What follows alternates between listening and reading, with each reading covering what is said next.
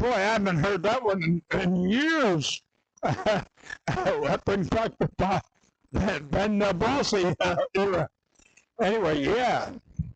And of course, I'm in the record book, for my win. There's not many coaches who can say they've got a career record of 500. That's right. That's exactly right. That is not bad. That's right. They're all under 500. I have a 500 record. You're right. Speaking of not bad, last night we finally got to see just about every piece of this ball club come together. Starting pitching, significant work from the entire batting order, some relief pitching, fielding. Everything kind of came together and resulted in an Otters win last night. Good to see that finally. Oh, yeah. And it was great to see our first baseman get 3 hits. 2 were homers over the left center field wall, and the other was a single line drive over short. They all were to left center, yet he's a left-hand batter. And it was good to see it. Phillips has got the same identical thing, has good power to the opposite field. That's a trait that many ball players don't have. It's they have power to the opposite field.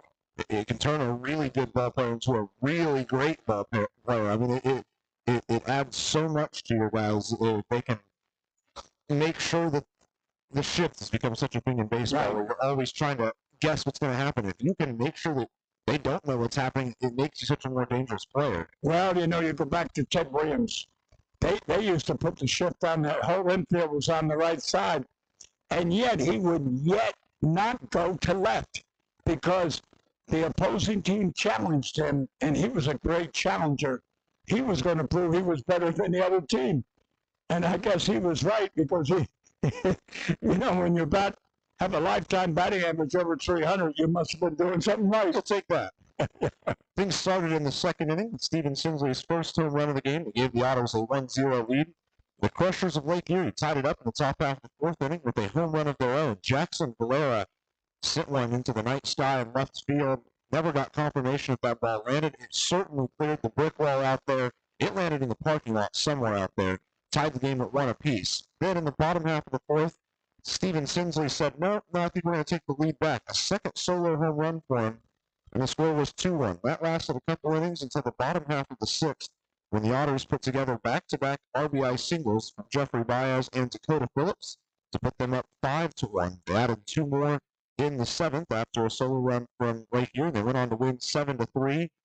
He also managed to out-hit this Lake Erie team, and for the most part, that Lake Erie team until that ninth inning was sitting with, I think, 4 hits throughout the game. And yes, it was good control from Parker Brahms, especially on the mound. You and I really liked that we saw him give up hits with no outs and then work himself out of the innings almost flawlessly. Yes. Good to see that composure out of a guy who, until this year, wasn't a starter. He was a bullpen guy all year last year, and now this year he's becoming a starter. He's 2-1, and his one loss, he only gave up 1 run. Well, again, it was a great win. Everybody contributed as well as you. You did a good job in broadcasting. And let's just hope that today, it's a beautiful day out here, and let's see if the Otters can compete and win another one. Well, we're going to get to see, for the first time here at home, the man on the mound, left-handed thrower Brett Adcock. He was acquired via trade from the Sioux City Explorers in the American Association about a week and a half ago. Made his first start on the road at Ottawa. In that one start he made, gave up no runs in 6 full innings, gave up just 3 hits, and currently has a 167 batting average against. He was really good in that game. Excited to see him once again in this one now here at home. And I had a good chat with him while we were on the road, and he seems to be one of the guys who, he's only been here a week and a half, so I hate to use the term a glue guy in the locker room, but he seems to be one of those guys that everyone on this team loves to be around, brings the energy, both on the field, in the bus, in the locker room. Every part of his game is to build the guys up around him, and if he can develop a rock-solid game on the mound and be a staple on this team, there's only good things to come from it, I think. In other words, you say he's a leader.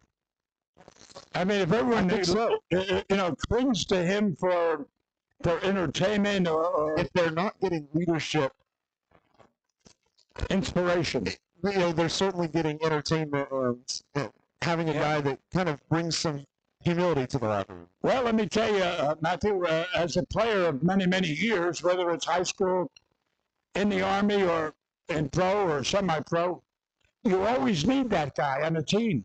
He sets a tone for relaxing the other ball players when the tension gets high. He kind of neutralizes everything. So you need that guy.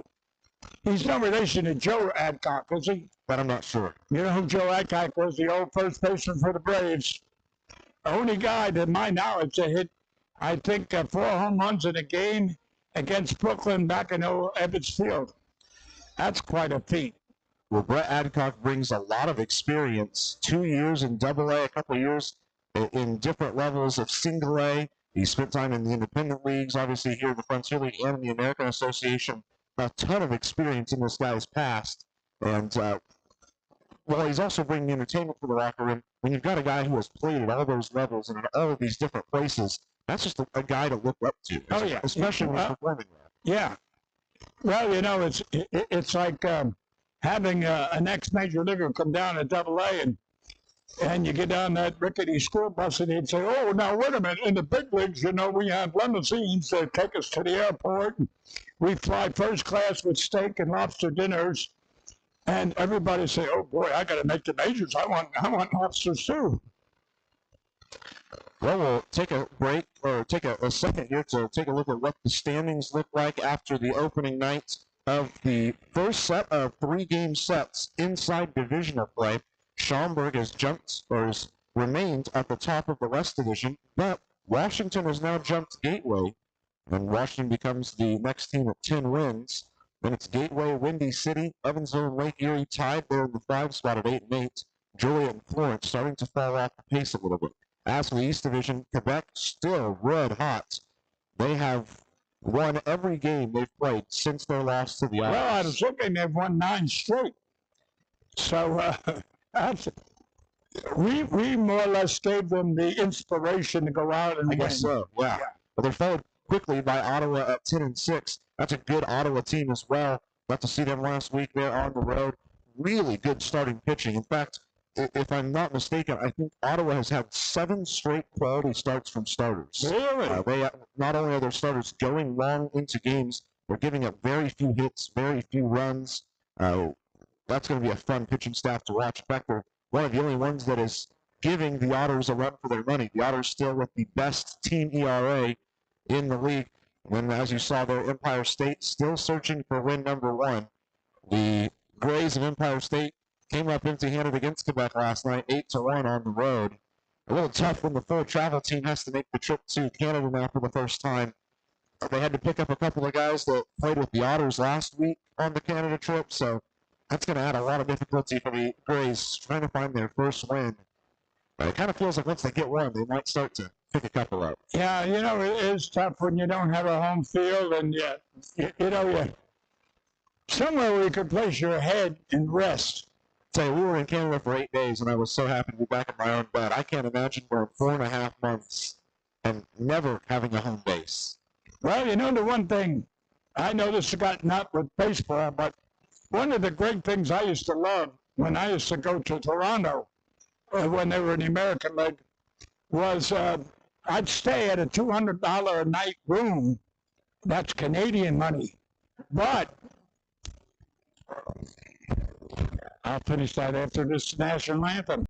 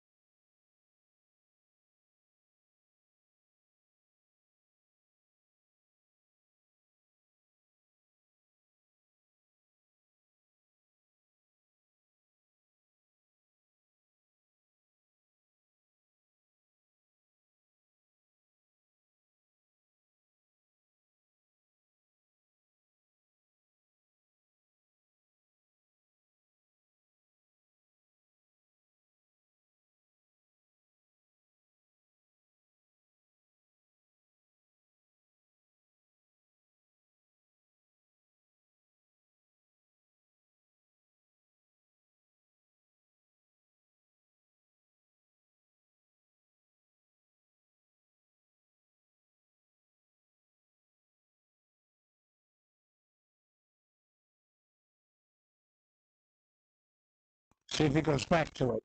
There, see? 3-1. That one does catch the low outside.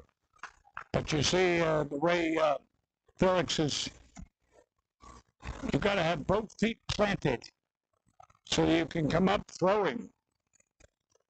3-2 the count for Connor Owings. And that's something that's unusual we're looking at right now. So right back up the middle, drops for a base hit. Rounding second is going to be Jared Mang, and there'll be runners on the corners with 2 outs.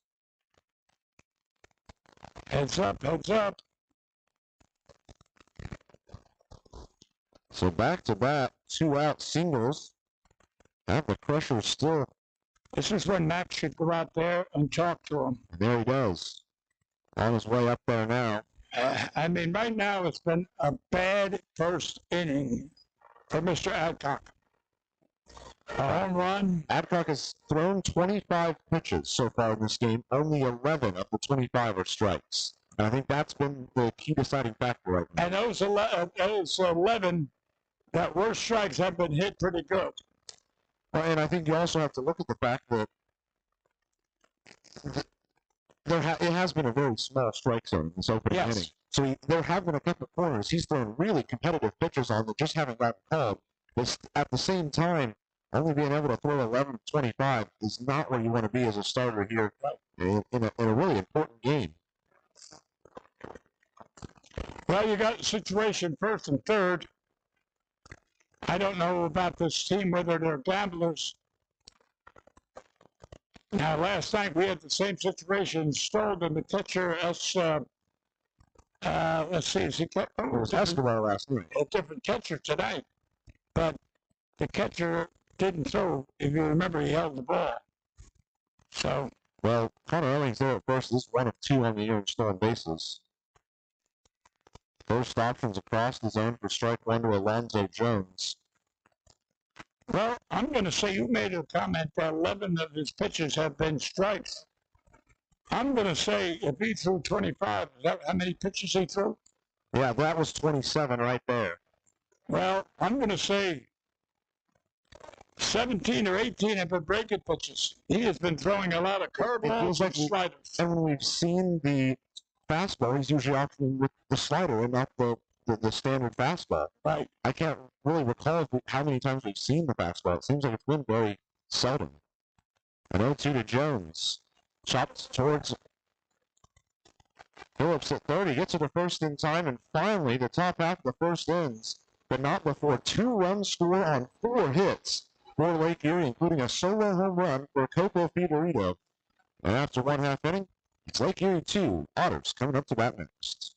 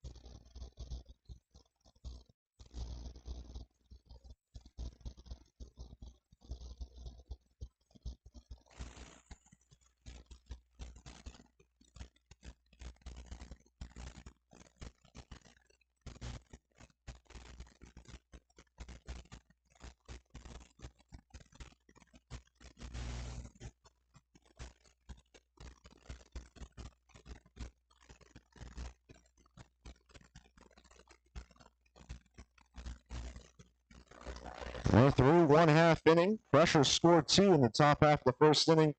The first one on an RBI single from Jackson Valera, and then Coco Figueredo with a solo home run that doubles the lead. They got a couple of hits there with 2 outs. Neither one of them ended up coming amount to anything, but man, that is really tough to put your offense in a situation where now they have to go up there and do something already down 2-0. Well, he's given up 4 hits, and they were not cheapies. So everyone was really well hit. Right. But now let's start. Let's go to the beginning when he walked the first batter. I said that's a bad omen. You never want to walk the first batter in the game. For some reason, we were talking about the guy that invented this game. Somewhere in the books it said, if you walk the first batter, they'll always score. So, history reproved itself. Let's introduce you to the starting man for the Crushers up there on the mound. It's going to be Caleb Schmidt, the righty, that hails from he was part of Southern Illinois last year as well, and he enters the game 0-2 with an ERA that is just shy of 11.0. His batting average against is .283. He's given up 17 runs in 12 innings of work. He's due for a bounce-back game. We'll see if that happens to be today. The pitcher-catcher battery for the Lake Erie Crushers will be Caleb Schmidt throwing home towards Mcnamee. The pitcher-catcher battery is sponsored by the Answer Auto Repair East. Find your battery needs at the Answer Auto Repair East, 2319 North Greenwood Road, or call it 812-475-9000. I'll look at the Otters lineup here for you. 4 lefties in the lineup: Bierman, Phillips, Sinsley, and Gordon.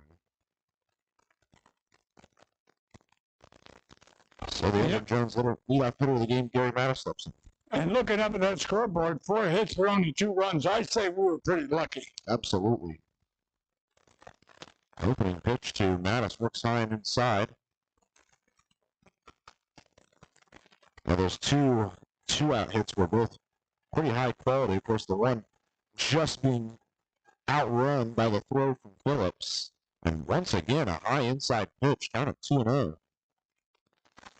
And on the last pitch of warm-ups, the catcher overthrew second base, and now he's overthrown the pitcher here just now. Kind of gives me the indication of, if I get a guy on, I might want to send him towards second if this catcher isn't throwing accurately yet. Well, there we had the usual 3-0 or 2 or 3-1 or 2-0. They automatically seem to go after it, no matter where the pitch is. Hard swinging strike 2 evens the count. It is worth noting that this catcher, Mcnamee, is making just his 4th start of the year. He put a little mustard on that pitch. 90 miles an hour. Matthews was a little late. And once again, a little behind things is Gary Madison. He sits down with the strikeout to start off this game. And it was a little high, too. Now, Mr. Berman's coming to bat. I don't recall him playing first base in my viewings. However, I could be wrong. He has. It's been once, I think. Okay. It's possible one of those Empire State games that they brought out. All right, because all I remember him is a DH. Well, with him being a left-handed thrower, he has that advantage of his stretch at first, gets to face the play, which is always a benefit to have there at first. Worth noting, after that Gary Mattis strikeout, it's the 4th time in the last 5 games that the leadoff hitter for the Otters has struck out to start the game. Wow. 0-1 to Bierman. He sends it right at the first baseman. It falls out of his glove. It won't really matter. The first baseman's going to win that battle. Just about didn't, however. That was lasered at the first baseman. Good job to bring that one out of the sky. Would have been a double for Bierman. And if you notice, the umpire, he was pointing, he had his fingers into the field, trying to indicate to the fans it was a fair ball. Now here comes Gary Baez. Yeah, quickly 2 up, 2 down, brings up the left fielder Jeffrey Baez. Remember, he missed a home run by a couple inches last night. In his very first at bat. First pitch is up high for ball 1. Baez ended up going 1 for 4 with 2 RBIs on that single in the 6th inning. That ended up being the game-winning RBI. I was going to say that I had made the comment, if you had the most powerful man at bat, it was Baez, because he stings the ball, and with the next pitch, he lined a shot over short that drove in those 2 runs you're talking about. Starts off with a couple balls up high, and a ball up high and one way inside. Chops this one towards the shortstop, who played on 2 hops over to first in plenty of time, and that ends the bottom half of the first inning. Quick half inning for the Otters. After one full, it's Crushers 2, Evansville 0 as we head to the second inning here on the Otters Digital Network and Flow Sports.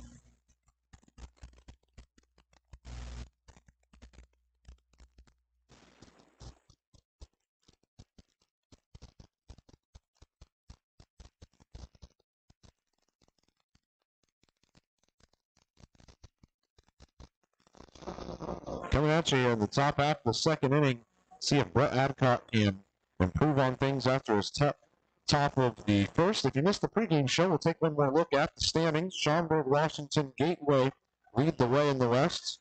Windy City tied with Gateway there in the 3 spot. Evansville and Lake Erie, these two teams we're seeing today, tied at 5th. Joliet and Florence are a little ways behind. On the East, Quebec and Ottawa are starting to really run away. Tri-City and Sussex County are trying to keep up. In the back half is really falling away. Empire State 0-16 to start their year. They're up in Canada this week. Well, we got to see 7 of the 9 Lake Erie Crushers batters in that top half of the first. I imagine that Brett Adcock is hoping to just see 3 this inning. Well, it depends on what Mr. Adcock does to this batter, how if I was down there in that dugout, whether I'd have a pitcher warming up. And I want to see him be a little more selective on when to use the breaking pitches. All right, it's a fastball and it's high for ball 1. Fastball has only been reaching at the highest I've seen, 86 so far in this game. So a run out towards Nick Cece. That one rolling in the dirt, 2-0 counts. 76. You know, I don't know if he throws a forkball or not, but that looked like it sank. But again, I'm not sure. I didn't get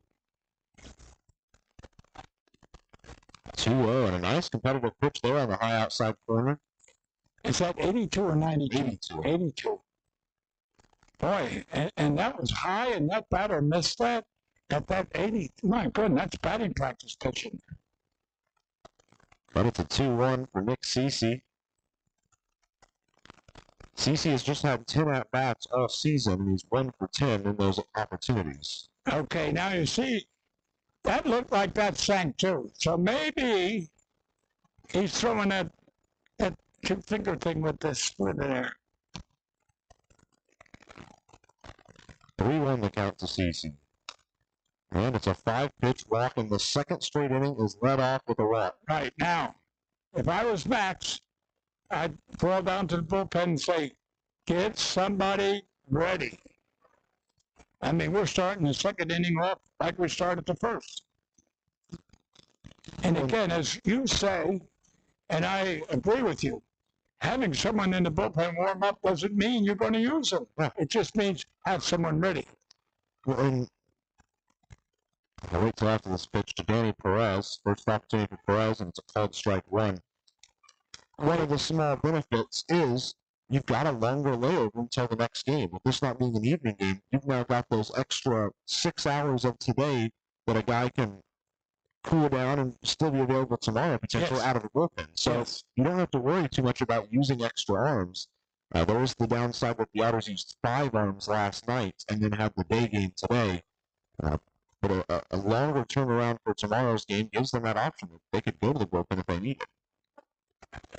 A 1-1 is sent towards the right side. Mattis on one hop to second for 1. To first. Got it. 4-6-3 double play.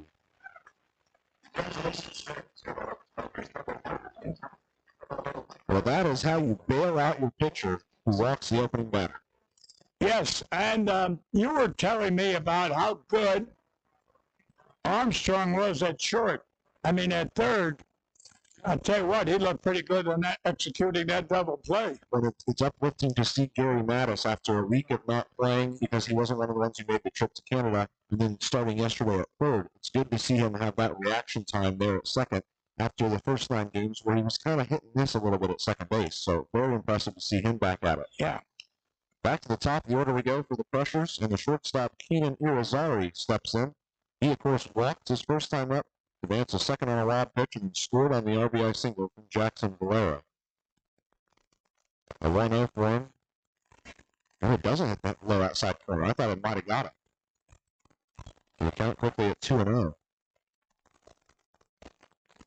Now, I have seen the home plate umpire 2 different times look over towards the Otters dugout with a hand up. And I think he might be talking about, or to Andy over there. High outside corner is called strike 1.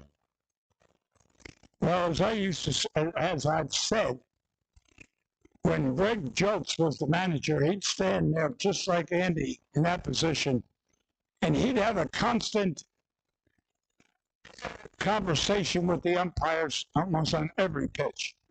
Him and Bill Lee, the commissioner, were good friends, and I think the umpires were afraid to throw him out because he did a lot of talking. A 3-1 now. And then Irizarry won his second walk of the game. This is what plagued Adcock in Ottawa. Yeah. He walked 5 in that game. He's already walked 3 in this one. Three walks and 4 hits, and we're only in the second inning. He's given up 2 runs, 3 walks, 4 hits, and only 5 outs recorded so far.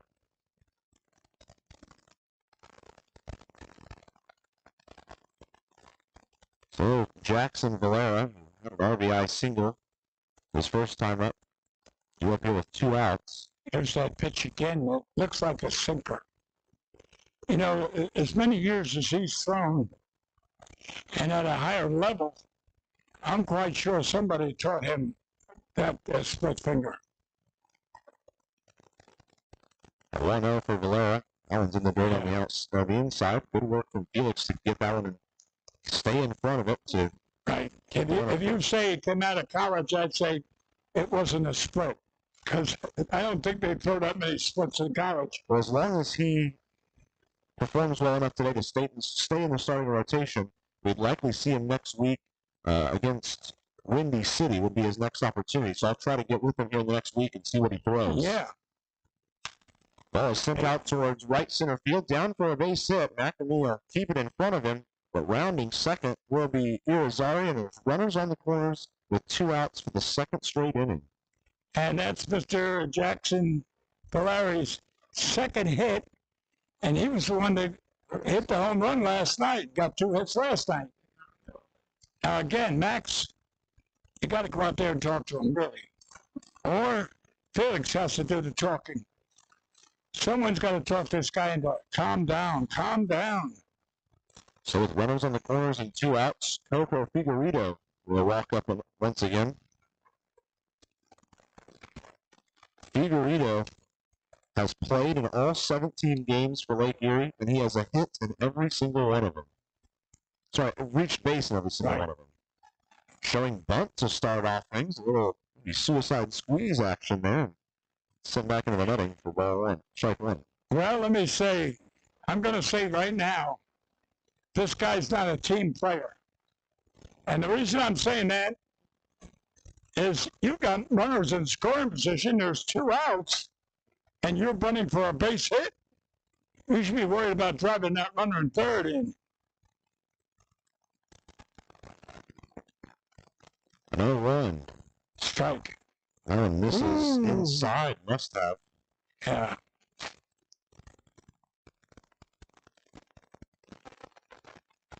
Adcock is nearing 50 pitches already. We're only in the second inning. Really? This one right here will be number 45 for him. He just pulled a string on that. What was it, 76? And he had this guy way out front. And that's the first time I've seen him pull the string. So he's now thrown 20 strikes on 45 pitches. That's not a good ratio.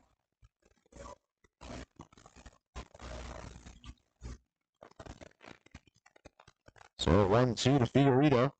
So right back up the middle. Now it's going to have to run a long way for this one. He'll go step on second himself for the out number 3. Couple of base hits there and a couple of walks, but nothing comes of it. We're still sitting at a 2-0 game in favor of Lake Erie after 1.5. You're on your home for the Otters all year long. The Otters Digital Network and Flow Sports.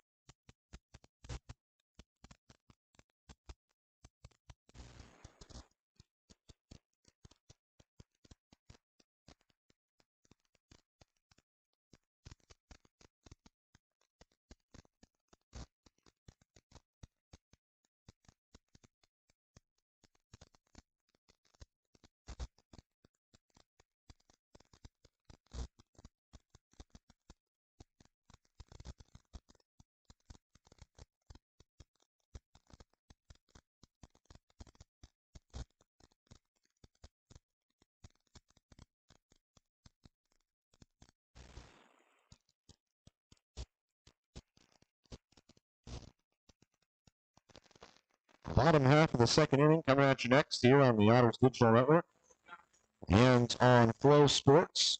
Again, a tough half inning there for the Otters on the mounds, and the infield bailed them out first with a double play and then managing to get over there and get that fielder's choice. But it's a bit scary to start the game with both innings starting with a walk.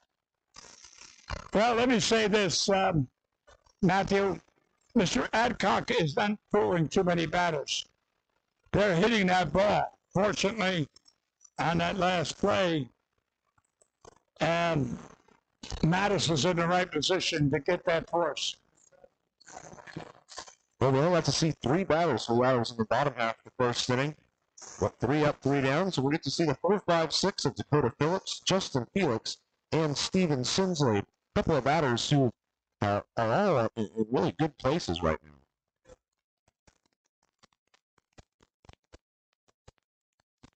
First option for Dakota Phillips. High outside ball 1. And Phillips, of course, now on a 9-game hitting streak dating back to before the Canadian road trip. Felix had a .318 average while in Canada. He led the team. And Steven Sinsley, we got to see with 3 hits last night, his second 3-hit ball game of the season. These are the 3 guys who want to build that offense through. Yeah. Ball stays a bit high, and it's 2-0 to Phillips.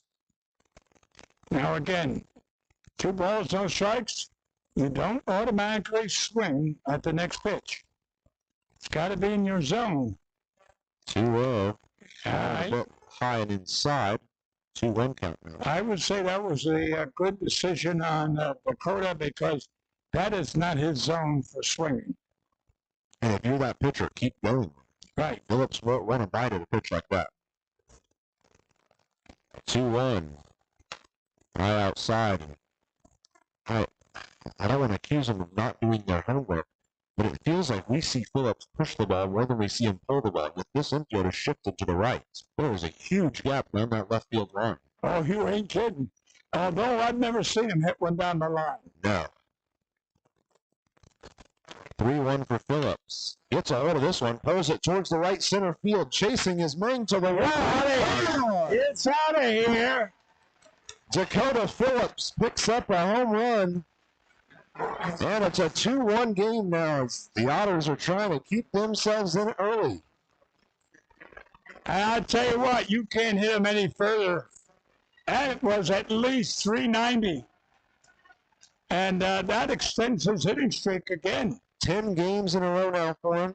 And the leading hitter on the Otters now has 3 home runs. You know, I don't want to say it, but I'm going to. I wonder if Mom had the rosary beads out on that particular at-bat. If so, look up, Mom, and say thank you.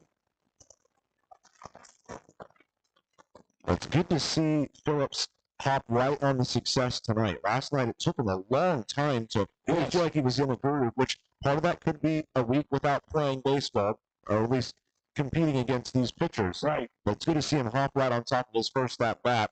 Hard swing from Felix.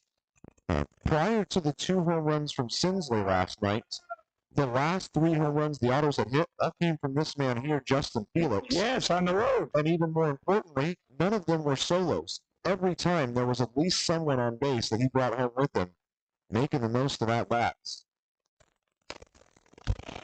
If you can correct me if I'm wrong, but I believe he leads the team in home runs. He's got 4. He is tied for, I believe, 5th in the league in home runs. Really? Tied? Wow. There's quite a few in the league that have 4 right now, and he's one of them. Well, let's hope he gets to be number 3. The 1-1 pitch for Felix here. This one skies high and works backwards over the seating area here, and it's a 1-2 now. And, you know, one of them, he took advantage of where they were playing as well, because at Tri-Riviera, the left field wall is at 303, the left center is maybe 330, and he made sure that he made him pay for the short wall and put a home run there. Oh, okay. A 1-2 for Felix, high inside, and they call strike 3. And I imagine Brett Adcock is sitting in that Otters dugout wishing he could have had that one once or twice while he was on the mound, but it's the second strikeout of the game for Caleb Schmidt. You know, this is way, way, way before your time. There was a ball field in New York called the Polo Grounds, and you could get a home run for 257 feet. That was in the right field. Or you could get it for 500 out there towards right center and left center. That's right. But it seems like right after first base, you had stands, and then it took a sharp.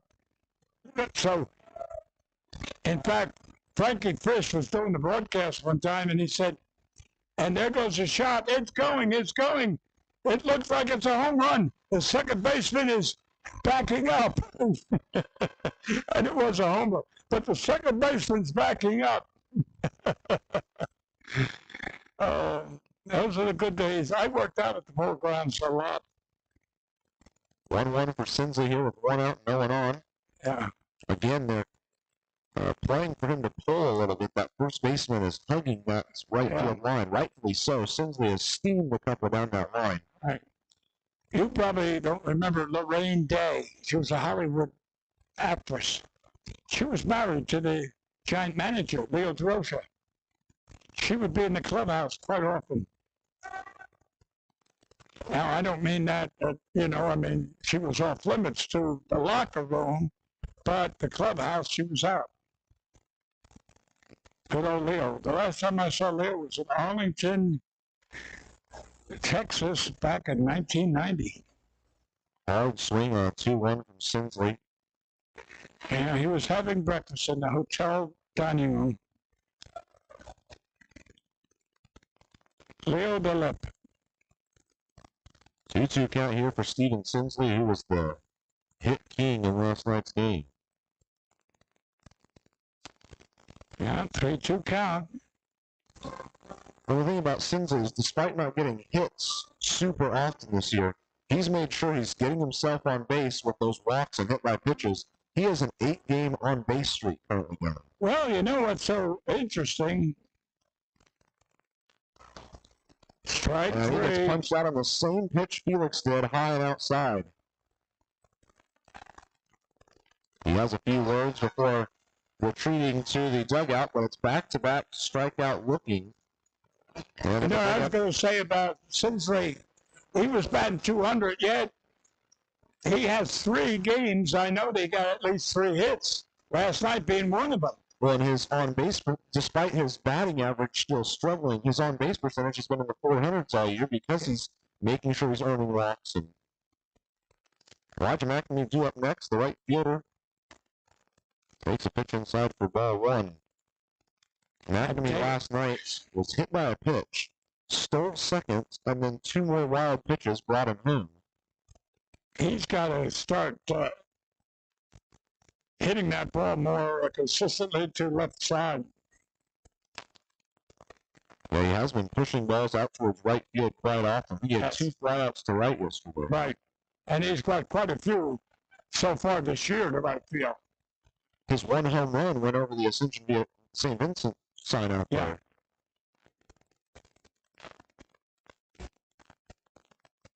2-0 to Mcnamee. Well, that pitch looked really good, but it must have been a bit outside. So it's a 3-0 count to Mcnamee. Well, so far, and I'm being critical, and I know it, I think the umpiring so far is not up to par.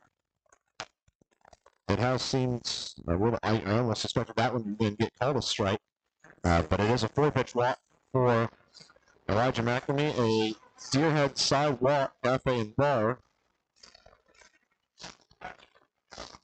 And, you know what? Part of playing baseball, and I know that there's a couple of leagues that are trying to eliminate umpires calling balls and strikes with the new robot umps. Yes. But part of the game of baseball is having to deal with a human, making human errors behind home plate, and that's just part of the game. That's like calling a doctor's office. Hello, do you want 1, 2, or 3? And you never talk to anybody. So you hang up and you redial and redial and redial. Miles Gordon due up next. Gordon is batting 125 on the season. Really needs a jumpstart his offense. Yeah. Ever since he missed the 4 games due to an unknown illness, ever since then he has just kind of been on the downside of the plate. Well, you know, sometimes that happens. Like 2 years ago with that virus started, I find myself not the same person as we used to be. It looks like he's going to steal. Check over there and have that throw been online. They might have been really close. So I guess the pitcher thought the same as I did. Well, you could see Mcnamee do those 2 little leans towards his right side. Yeah. I'm all for a steal attempt with what we've seen of this catcher thus far. He hasn't really shown a strong, accurate arm to second yet. And now they're going to really keep Mcnamee close. See, I know, there's 1 ball, no strikes. The third baseman's playing short and deep. And it makes no difference. Even you got a base hit, he's going to end up on third, the runner. Mcnamee heading for second. It's a hit and run, hit straight at the second baseman, hooked it over to first in time for the final out of the inning. And the Otters are able to get on the scoreboard courtesy of a solo shot from Dakota Phillips to left field.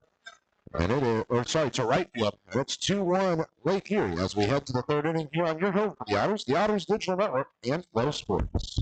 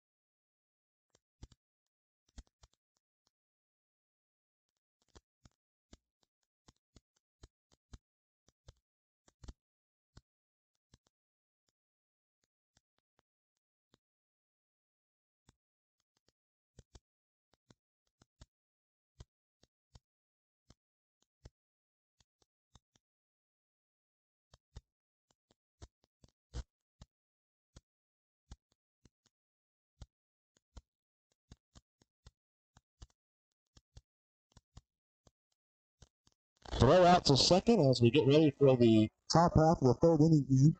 Apologies, I sat there in silence for a second. My broadcast camera here.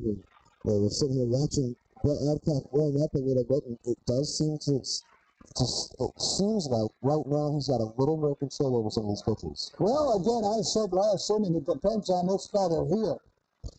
Inning 1, inning 2, he walked the first batter. If he walks this guy, I'd have someone warming up, and I just have someone warming up. You can't keep walking people, especially leadoff hitters.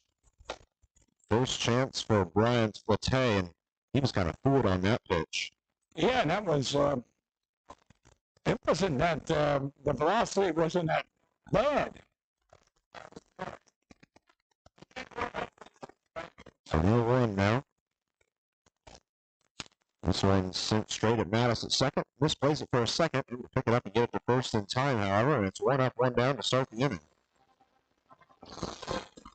Good work for Mattis to make sure he kept it in front of him at the end of the day. And now the center fielder, Jared Mayne, will step in. He had an infield single his last time up. Yep. And Dakota shot a rifle over there to first, but wasn't in time. A Kentucky rifle. It was all, the play was made out of the box. Yes, that's right. Extremely quick out of there. First offering for him in this at-bat. There's a big slider. And he really flicks that wrist when it comes out of the hand. That's what really helps it. Yeah.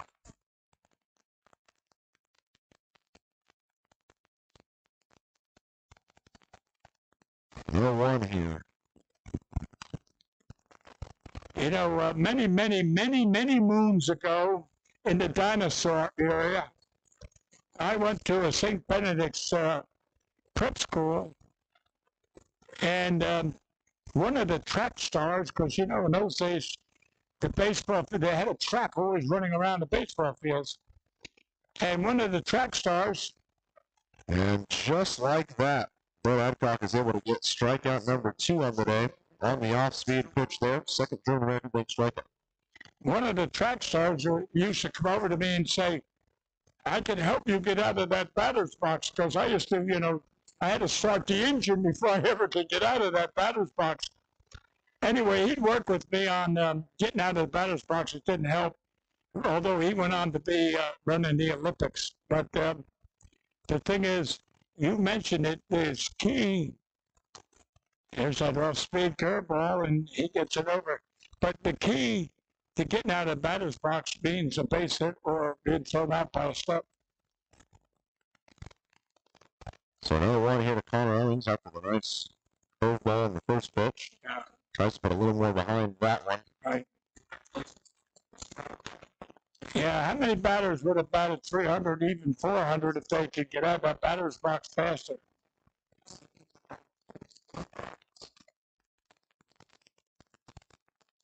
Do you remember the Alou brothers? I don't think so. Well, there were 3 Alou brothers that played in the majors. And one was playing for Pittsburgh, batting about 200.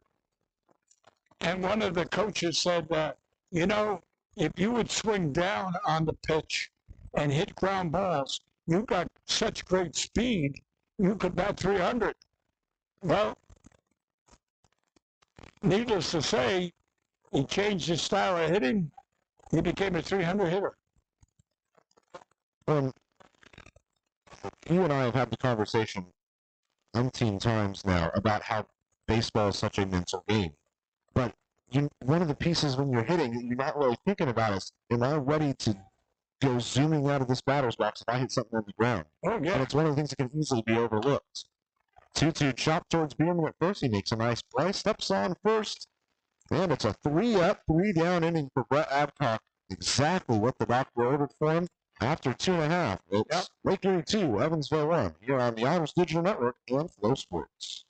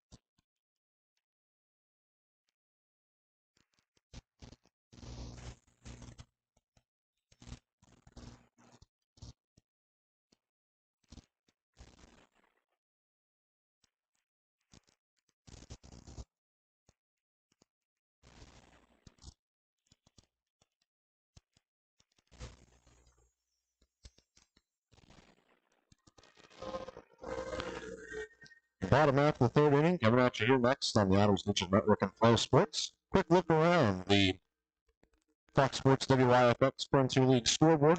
Just one other game going on right now. Ottawa at New York. The Titans currently lead New York 11-6. In the bottom half of the ninth, New York is probably trying to put together a comeback. Then, of course, our game here, the only other game currently going on. Later on today, Sussex County at Tri-City, which is a series that, again, started last night. That was won by Tri-City last night. Washington at Florence. Washington got the win last night. Very close, 8-7. Trois-Rivières at New Jersey. Trois-Rivières won last night. Empire State at Quebec. Quebec won that one last night. Schaumburg at Joliet. Schaumburg got a big win. And then Windy City at Gateway. Windy City pulls out a 2-1 win over the Grizzlies. Good series going on there. All those games coming at you tonight. You can catch them all here on Flow Sports. Now, here's Mr. Armstrong. Armstrong hits, I'm going to say, 8 out of 10 of his hits, or batted balls is to the right side of the infield. Now, whether he swings late, I'm not sure, but that's where the ball ends up. 0-1 for Armstrong. High inside corner. That one was not called. Yeah. You know what you were just saying, you ended the inning with of thinking before you act, and it gives you the situation in second base and shortstop. Slowly at the shortstop, off the heel of his glove, and it's an infield hit. Error. They're going to give him an error. For the shortstop, but Armstrong reaches. Yeah. Now, I was going to say, you got the second baseman and shortstop. You got a runner on first, and you got to say, there's one out, and you're in the ninth inning of a 2-1 game. You're going to say, well, should I go for the double play, or should I go for get the out at first? And you got to make this in your mind before, if it's a slow grounder, I'm going to go to first because I can't get the double play. I mean, you got to make a decision before the play is executed. Edward Jones, leadoff hitter of the game. Gary Mattis sends one out towards center field. Laying at the wall, and it's off the top of the wall. A triple, no, he stops up as he was ready to go to third, but Armstrong got held at third. Well, Andy held up the runner on third base, so that's why, yes. But the wheels Mattis had going, he might have had a triple there had Armstrong not been on the base path already. Right. I was looking at Andy and wondering how he was going to play it. Is he going to send him home? Because the ball was still in the outfield, but still, Armstrong hadn't reached third base yet. Well, and with a one-run game, what's more important to you? 2 in scoring position with no outs, or potentially 1 out and now 1 on? No, you're right. It's exactly what we were saying. It's one of those things that Andy decided that the risk wasn't quite worth it. And Bierman sends one out towards right field. Owings retreating back, and it'll be a sacrifice fly for sure. And just like that, the Otters end up getting a run anyway. Bierman has a big old smile on his face as he goes heading back to the Otters dugout. And we have a 2-2 ball game now. I tell you what, he's got the quickest bat on that team, and especially on a high pitch. When I say high, I'm talking letter high. I mean, he can whip that bat around and put some wood on that ball. So now you were right. Andy played the game right. Give Andy a gold star. Absolutely. And you were silver. I'll take it. Yeah. Mattis also advances to third on the sacrifice fly there. And now Baez sends one out towards left field, and that one might not have a chance. It's off the top of the wall. Then it's going to be a stand-up RBI double for Jeffrey Baez. And the Otters end up getting 2 runs in the inning already here. A Deerhead double-decker double brings in Gary Mattis. And because Mattis was on third instead of second, he was able to play right there at the base just in case he got caught. Yep.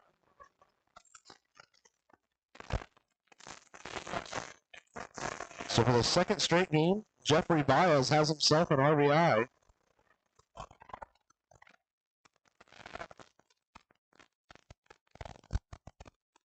And for Baez, he now has 149 doubles in his almost 800-game career. Really? He's got a lot of doubles. I know because he hits a lot of balls that the outfielders can't get to, put it that way. And surprisingly enough, in his 780-plus games, he has more stolen bases than he has doubles. Wow. You know, here comes Mr. Phillips. Now, we're promoting him, or I'm promoting him for the All-Star game, but I'm at a quarry, and that is, where are we voting on? A third baseman, a catcher, or a first baseman? We got to make a, or maybe just utility. He has my vote as a catcher. Yeah. I think the best Dakota Phillips we see is behind the plate. Well, I'll agree with you on that. A 1-0 for Dakota Phillips. Biles out there on second. Ooh, that is Mr. Phillips's pitch right there. Low high. When we say low high, we're talking letter high. And the outside corner of the plate. And what a gap he's got in left center by Taylor Moore. Or is it Ritzy's? Too low. No, He did not. I don't think that's a bad call.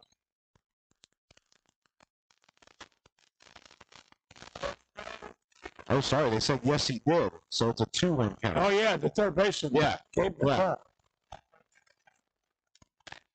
So 2-1 to Dakota Phillips. Biles being held close to second by that shortstop, creating a massive hole over there. Yeah. Both in the infield and in the outfield. Gonna go out and check on Oh! Really close. Yes. You know, right before that play, I was going to say, and now I'll say it, I don't remember Dakota hitting many ground balls to short. Now, right now, if he hit a ground ball to short, he's got a base hit. It seems that his ground balls are to the right side and his fly balls are to the left. Exactly. You're right. The 2-1 gets a tiny piece of that, puts it back in towards the backstop, evens his counts.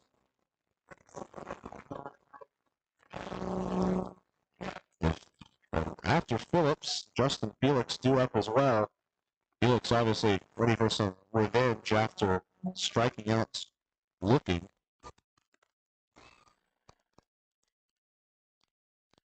Two the count here to Dakota Phillips.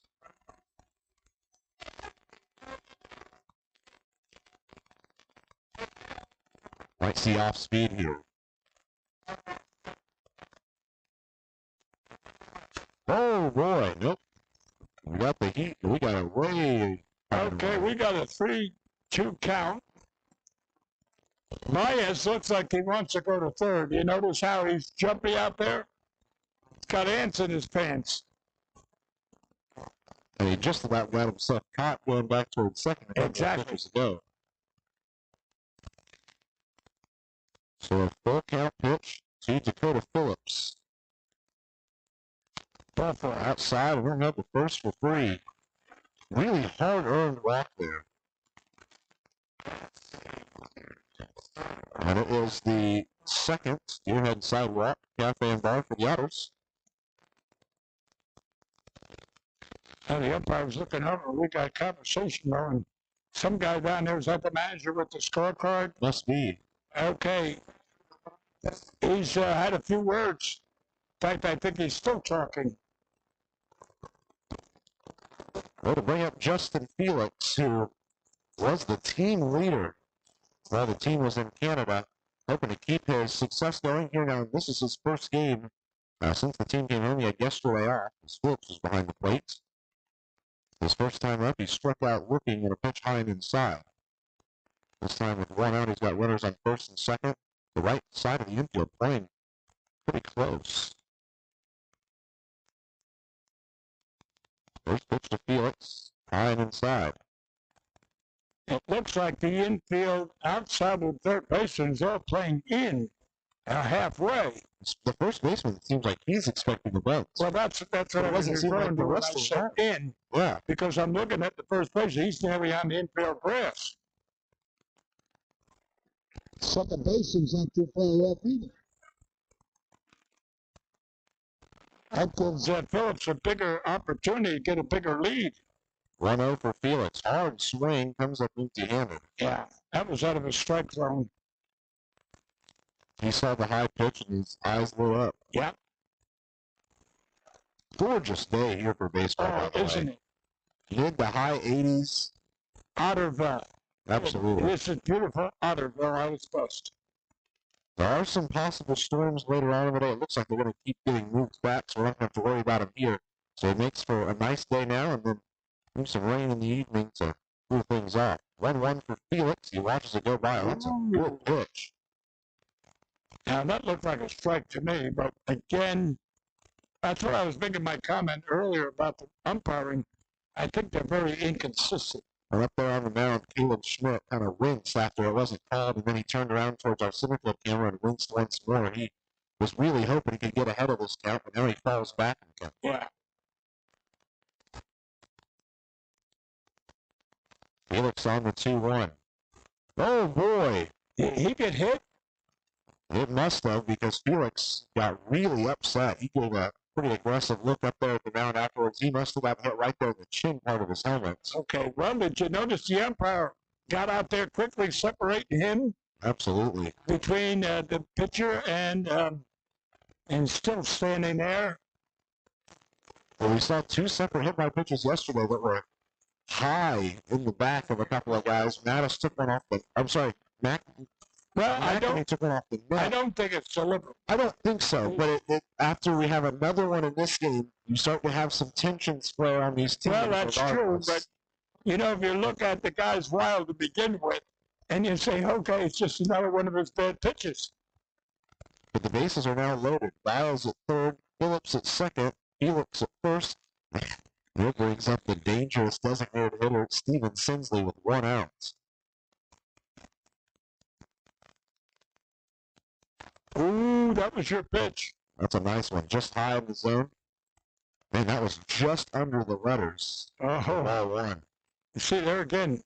Now there he is. They're talking. See, a lot of conversation going. Both sides having this game. Yeah. So my complaint up here is not by itself. 1-0 to Steven Sinsley. Just about anything could score a run. Outside of a pop out or a foul out, you could just about do anything here. Yeah. Yeah, we may see someone thrown out of this game before it's over. Well, it sounds like, and I've heard it from a couple of people in the league, it sounds like the league is experiencing a ton more ejections this year than in recent years, and a lot of it is because of balls and strikes sometimes. Ooh, that's another tough one. They say, no, he did not go around. Right. I didn't think so either. Is there a comment? No comment. So it's a 3-0 count to Sinsley, and Caleb Schmidt risks walking in a run here. Well, I'd be taking. I wouldn't be swinging. Absolutely not. We often see the Otters swing at these pitches. Outside, ball 4, and a run walks in. Just 1 out here in the inning, and the Otters are still able to keep putting runs up. That's good work from Sinsley. Just stay patient, make it pitch to you. And they're going to have a discussion up there on the bunk as the man Cam Roth makes a walk up there. Spicy cheeseburger. They are spicy. That's what I was And saying. with that, a man will start to, at least the catcher Escobar is making his way towards the bullpen, so they might be getting someone out. Big hurry, I'll tell you that. So not sure exactly yet, but the man visit still happening. Smart on the manager there to not make any comments to the umpire the 2 times he walks by him. Still a lot of game left to play here, still in the 3rd inning. 1 out, bases are loaded. 3 runs have already scored in the half inning, and now Elijah Mcnamee will make his way up to the plate. He reached on a walk his first time up. I would love to see Elijah unload, get a grand slam, and to left center. I think that would be a great incentive to his playing this year. First pitch to Mcnamee. Oh, he gets underneath it, but it just goes high and foul back over the top of Bossy Field's seating area.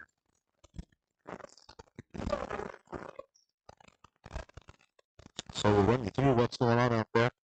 Phillips stands on third, Felix on second, Sinsley on first. Mcnamee looking at an 0-1 count.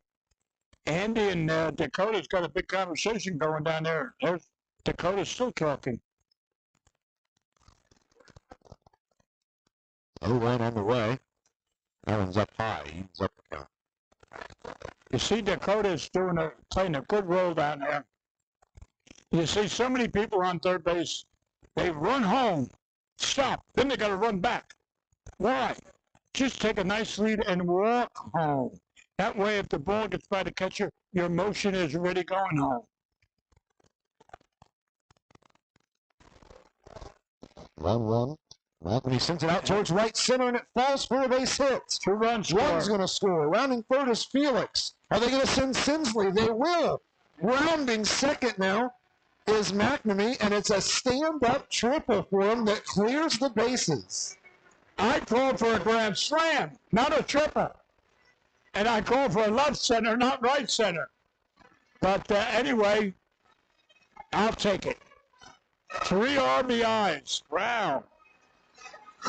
Really getting a hold of that ball was Elijah Mcnamee. Not only did he put it in the hole, but he also drove it hard enough that it went all the way to the run, and it took those fielders forever to get there, it seemed like.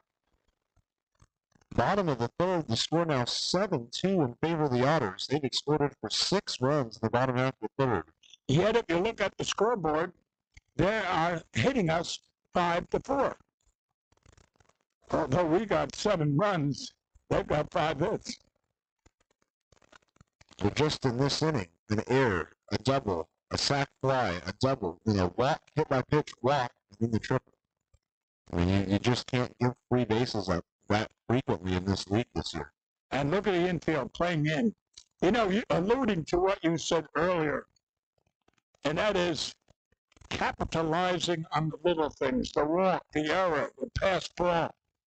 I tell you, you got a good insight into this game.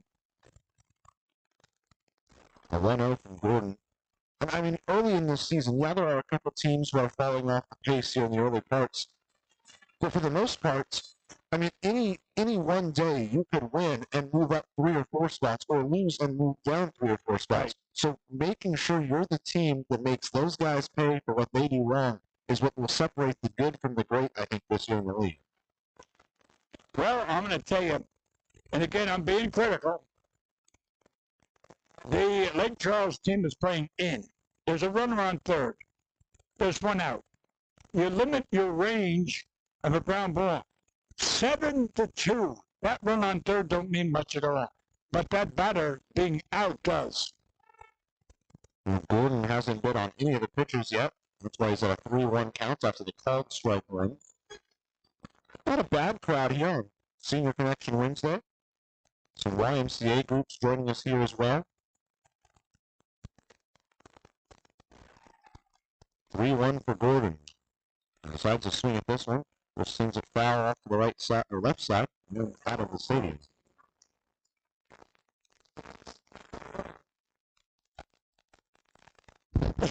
Mcnamee's there on third. Other than that, base is empty.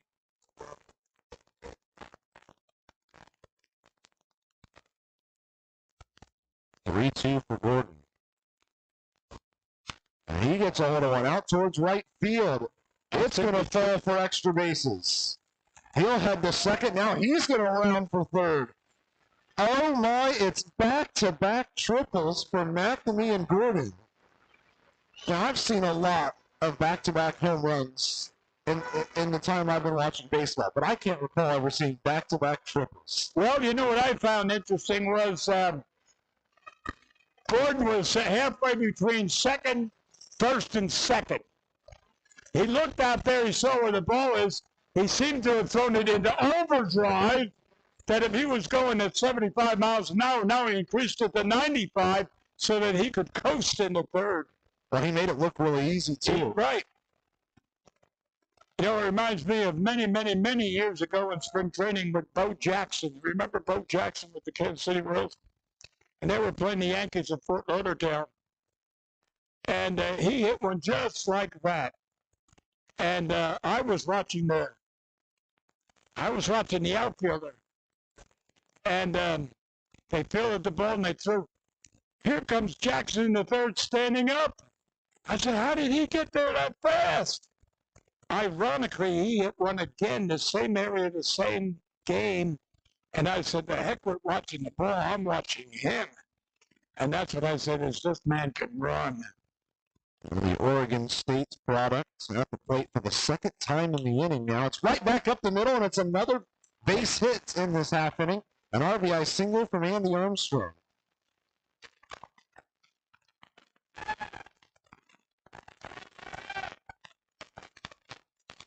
So the Otters have now batted around in the half inning. Oh, and they're piling on the hits now, too. And just now, we're starting to see an arm head out towards the bullpen in left field. And they are hurrying. Look at it. It's like they had a summit first. It'll be Merritt Krause warming up. He warmed up a couple times yesterday, never entered the game, however. Oh, really? First option for the Edward Jones leadoff hitter, Gary Mattis. Up high ball one. What a difference between last night's starting pitcher for Lake Charles and this guy. Last night, they yanked the guy quick, and he was doing superb. Well, the problem was both teams used a lot of pitchers yesterday, so tough to have a lot of arms ready to go for today. Lake Erie ends up using 5 guys in yesterday's game.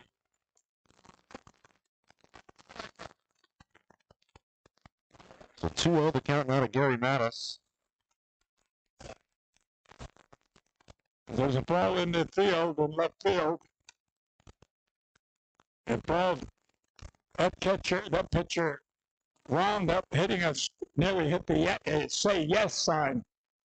And that's right, there goes the fielder. I mean, someone get the ball now. That's one of the things we see often with, of course, the dugouts being on the field here at Bossy Field is quite often when a pitch gets past that catcher, it's headed into Right. the fielding areas. 3-0 to Gary Mattis. And it's a hard swinging strike one. Yeah, he had the green light ready for him. Andy allows them to swing on the 3-0. And Mattis was taking advantage of it. But I think it would have been ball 4, high and outside. 3-1. Mattis lifts this one high towards shallow left. And it's finally the left fielder who comes in and makes it. And Jones brings in out number 2 on the 10th batter of the inning. So now with 2 down and a runner on first, Zach Bierman heads to the plate for the second time in the inning. He had the first outs with a sacrifice fly RBI. Right, and it was a big RBI at that time. Who would know that the floodgates would be open later? 2 triples. As for right now, his is the game-tying RBI. Pitch goes way inside, and it hit him in the ankle. No, it didn't. So advancing to second on the wild pitch is going to be Andy Armstrong.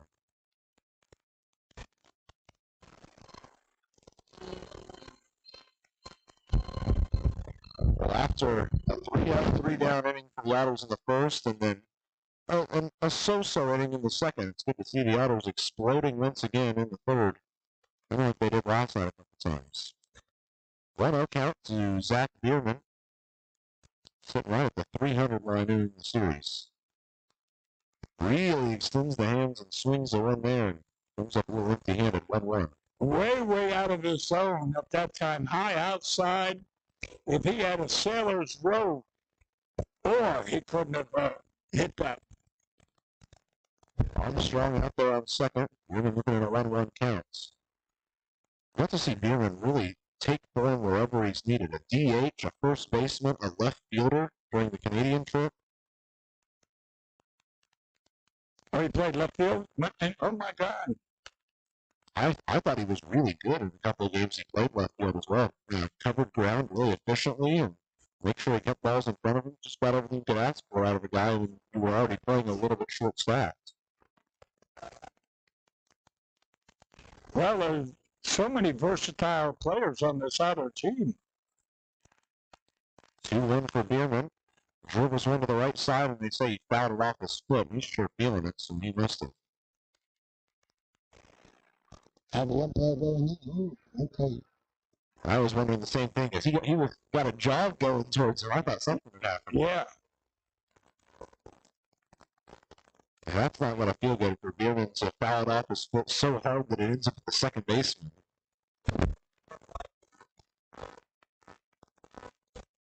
You know, in all the years that I played, I'm talking high school, prep school, Army, semi-pro, I don't ever remember a ball swinging at a pitch and having the ball hit me in the leg. In all the, thousands of bats, I don't ever remember that. 2-2 for Bierman. He's going to sit down on strikes. And finally, the third inning comes to an end. 9-2. The Otters now lead after 8 runs in the bottom half of the third. This is Evansville Otters baseball here on the Otters Digital Network and Flow Sports.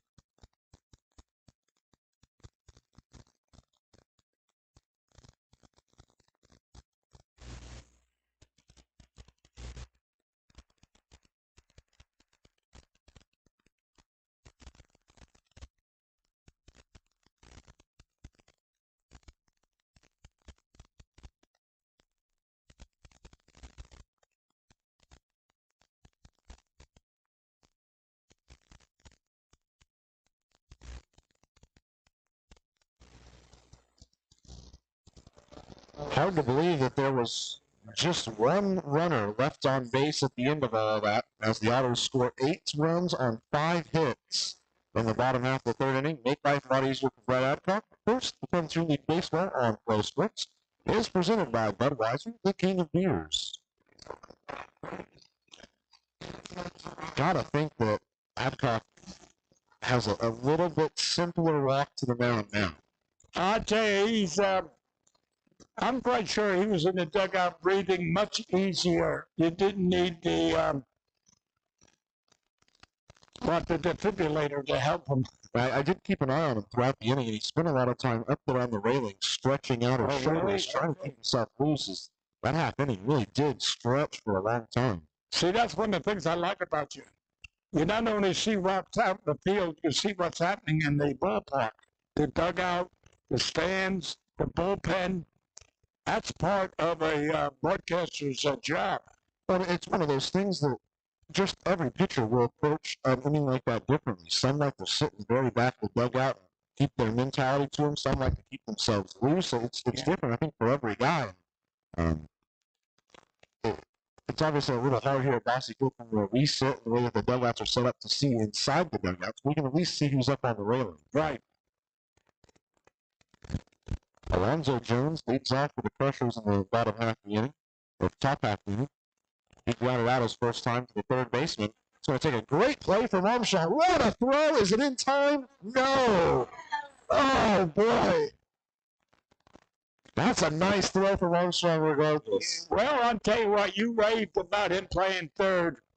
He shows me a lot of good play at short, especially on that play. That was in the hole, and yet he made it a very difficult play. That's a base hit to left field. Yes, And he exactly. stole it. Yes, but he gave you that Superman leap in the air and then flipped a strong throw to first.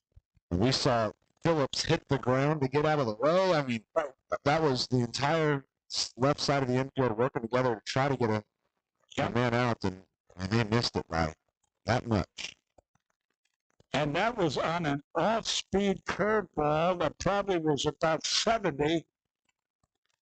And there's a football right there. I tell you, Adcock should be thankful. He's got a pretty good team behind him, offensively and defensively. Well, in that 9-game homestand, we saw quite a few errors. I mean, there's no two ways about it. And especially in the series against New Jersey. At one point, I think they had 4 errors committed by the Otters. They've worked on that. They've improved the infield. More importantly, the guys have gotten games under their belt. And this has now become one of the most dangerous defensive infields in the league.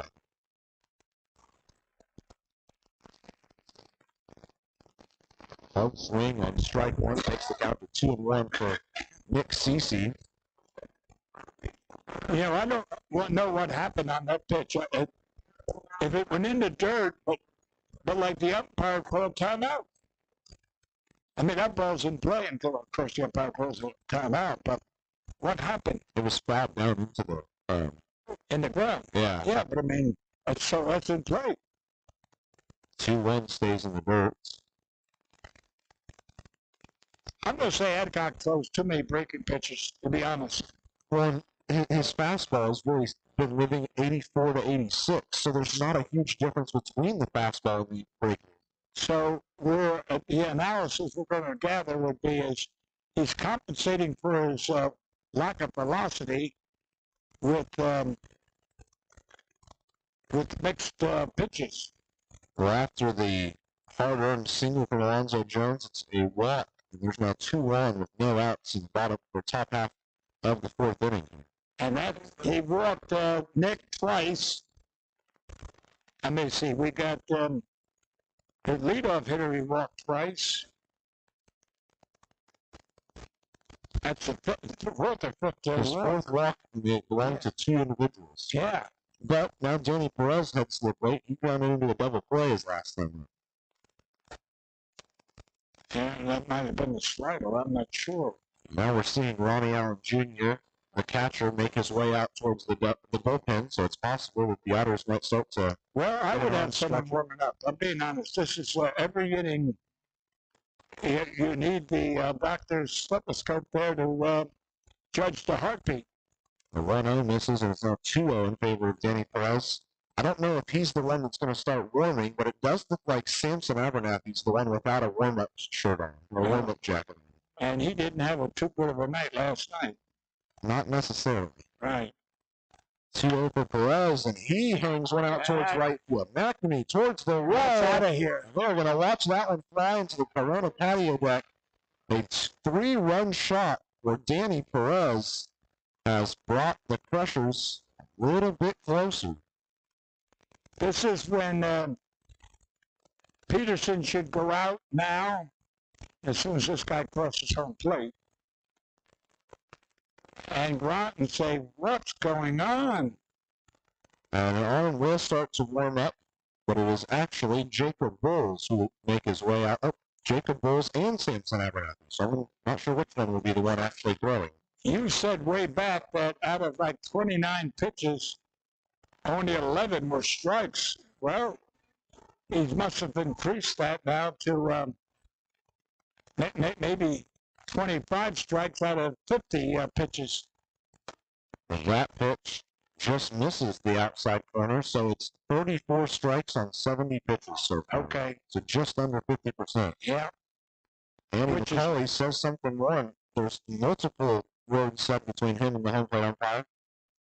I didn't hear exact words, but I did hear the home plate umpire turn around and yell back at him. So now you got to go out and talk to him. He is, even though he's got years of experience, he needs someone to go out there and say, hey, take it easy, buddy. So it is Jacob Bowles starting to throw and warm up out there. Abernathy's just the man standing guard. As finally, And that umpire yelled that strike. Let everybody know, yes, I can call strikes. 2-1 count for Keenan Irizarry, who already has 2 walks on the game. This one bounces in there for ball 3, and he's a pitch away from maybe getting walk number 3. Well, if he walks in, Max better get out there. Other than that, I'm going to leak out of this press room and go down there. Even if you just want to ask him what he's having for dinner. Yes.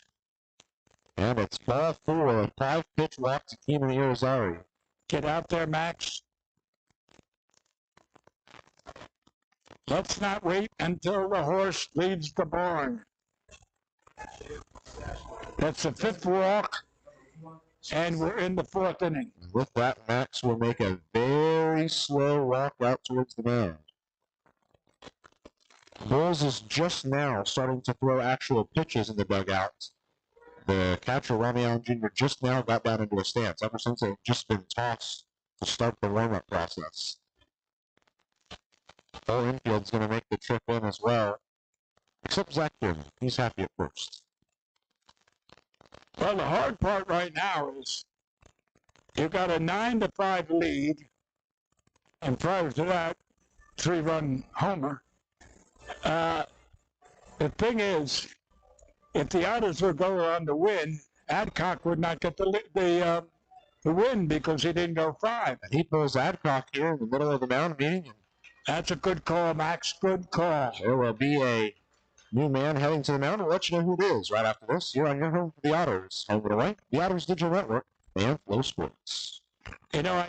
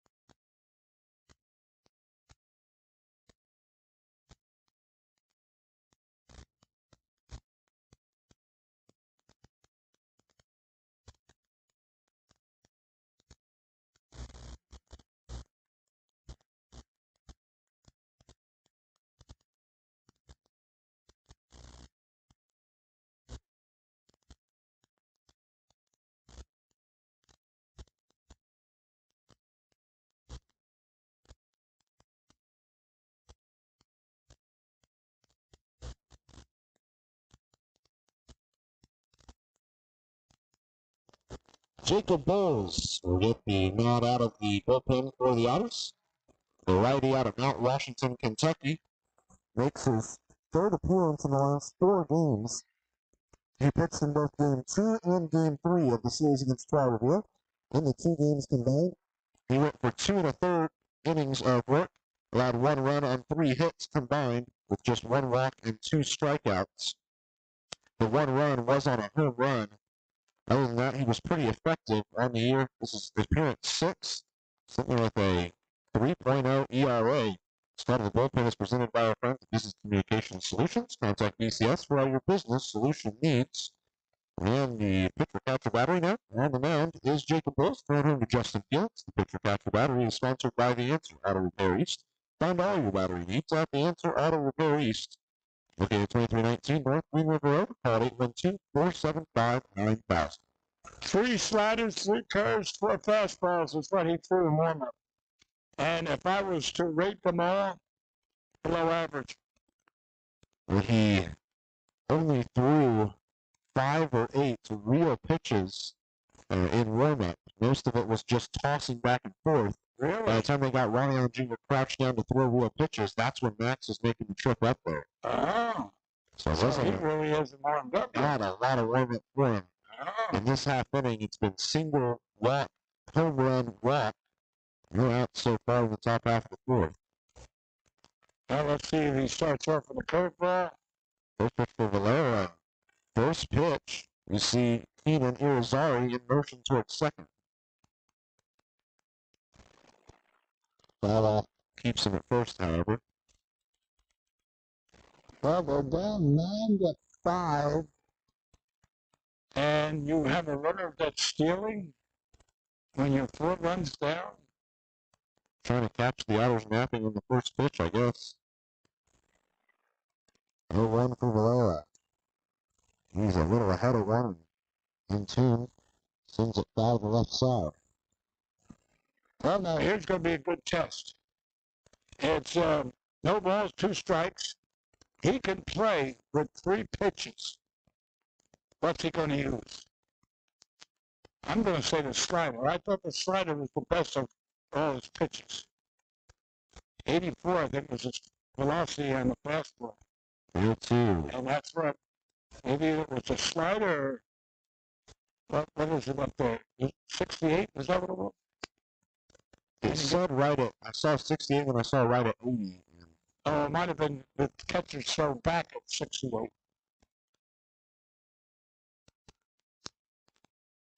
I'd come back with the slider, low and outside.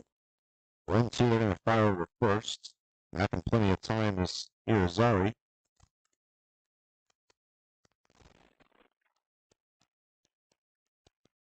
That's one of the things that does make Jacob Bowles running on him and Jake Polancek have 2 of the quickest turn and throws to first on maybe in the entire league, but certainly in the team. Good call, but didn't go for the bait.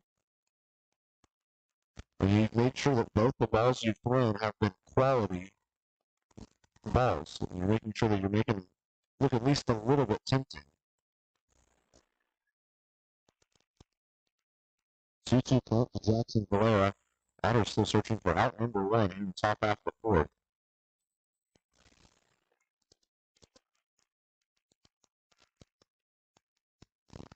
4th. Two is lifted up towards shallow right field. Back playing it is Madison. He's the one who makes the play.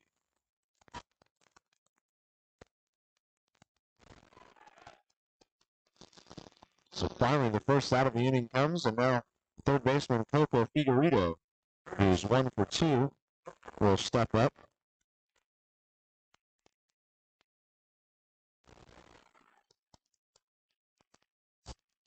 And now the Otters find themselves potentially a double play away from ending this half inning.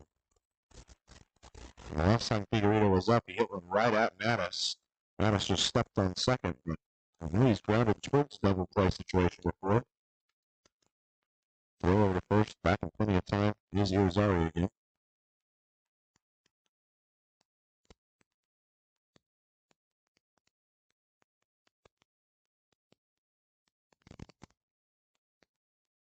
Little late before the first pitch to Figueredo. It looks like his curveball, 79, and it didn't have any bite to it at all. Tried to sneak it in to that high outside corner. Just missed, however, a foot high. So the 1-0 now. This one goes low inside and gets a call. I think we got a break on that one, and the batter's agreeing with me.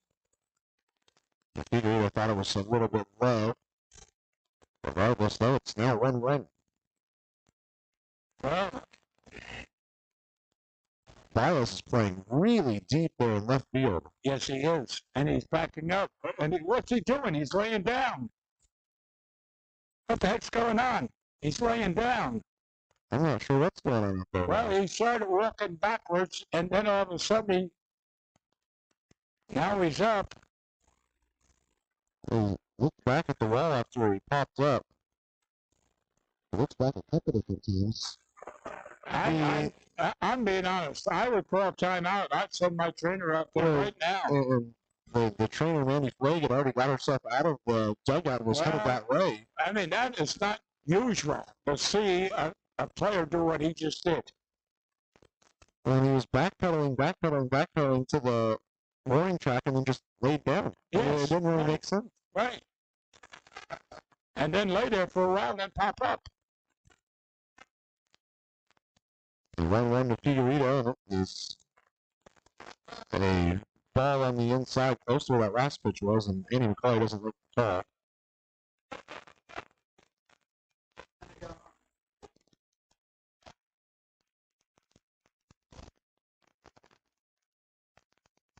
2-1 for Figueroa. That one's called strike two, and I think Figueroa knew it the second he went across. I'm watching Fires out there. He doesn't look is he holding his chin? Oh, the way it looks. He's got his face up, his hand up toward his face. Now he's gone down low. 2-2 Figueroa. Out off to the right side. So strange. It is. I mean, what we're seeing is not natural. Well, it's got to be a weird situation for the trainer, Manny Flake, as well, because she's trying to care for the players, and then all of a sudden she pops out of the dugout and he's back up and ready to go. Eager to see what happens after this half inning. I was going to say, let's see if he goes out there next inning. 2-2, Figueroa tries to go opposite field. Yeah. If someone else is in left field next inning, there's something wrong.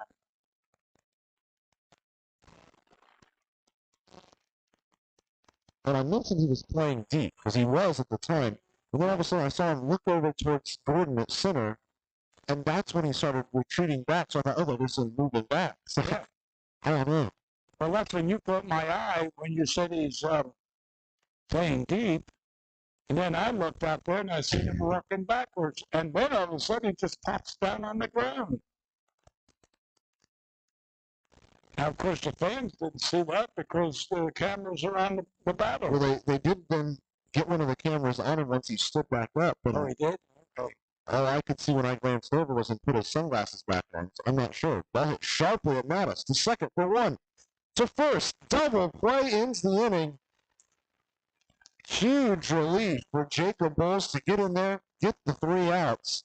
And after the top half of the fourth, it's 9-5 in favor of the Otters here on your home for Evansville at home and away. The Otters Digital Network and Flow Sports.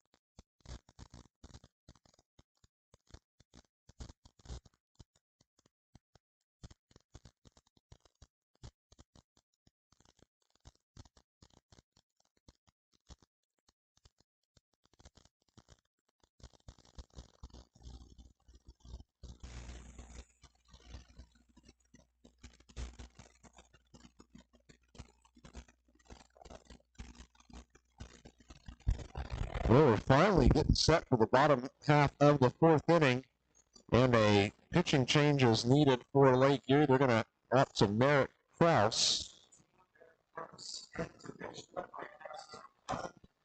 And Krause will replace Caleb Schmidt. In his time, Schmidt lasted longer than you and I thought he was going to stay in this game. Ended up giving up 9 runs. But the new man, Merritt Krause, is a 6'4", 210-pounder. Played for the Rome Braves last year. And this year he's just, right now it's just to get through the middle innings of this game and give Lake Erie a shot to keep themselves in this game. The Colorado Bullpen is presented by Business Communication Solutions. Contact BCS for all your business solution needs. And the pitcher catcher battery is now Merritt Krause on the mound, throwing him towards Nick Cece.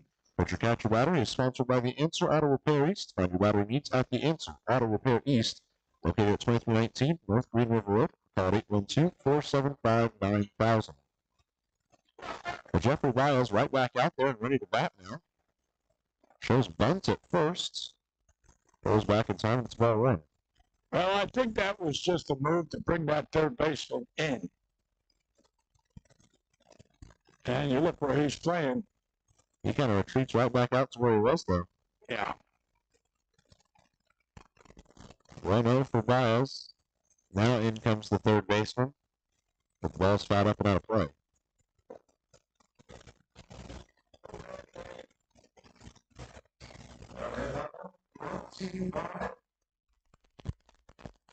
Nine 5 the score in favor of the Otters after an 8-run third inning for him.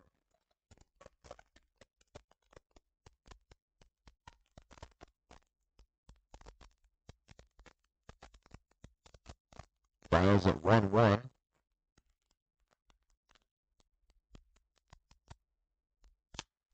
Lifts one up high, and it's going to get out of play to the right side.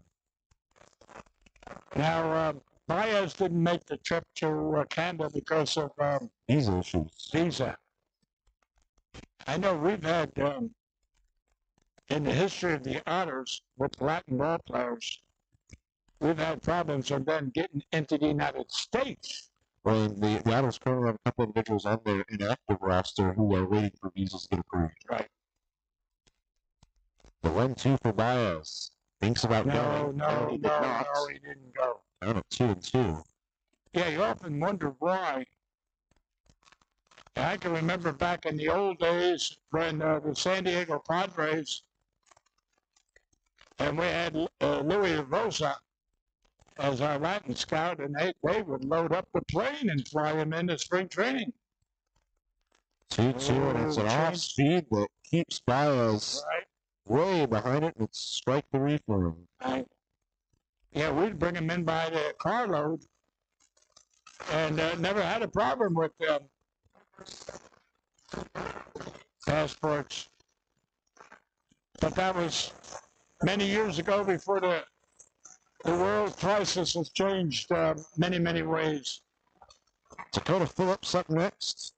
Run for one with a solo home run and a walk. He's come around to score both times.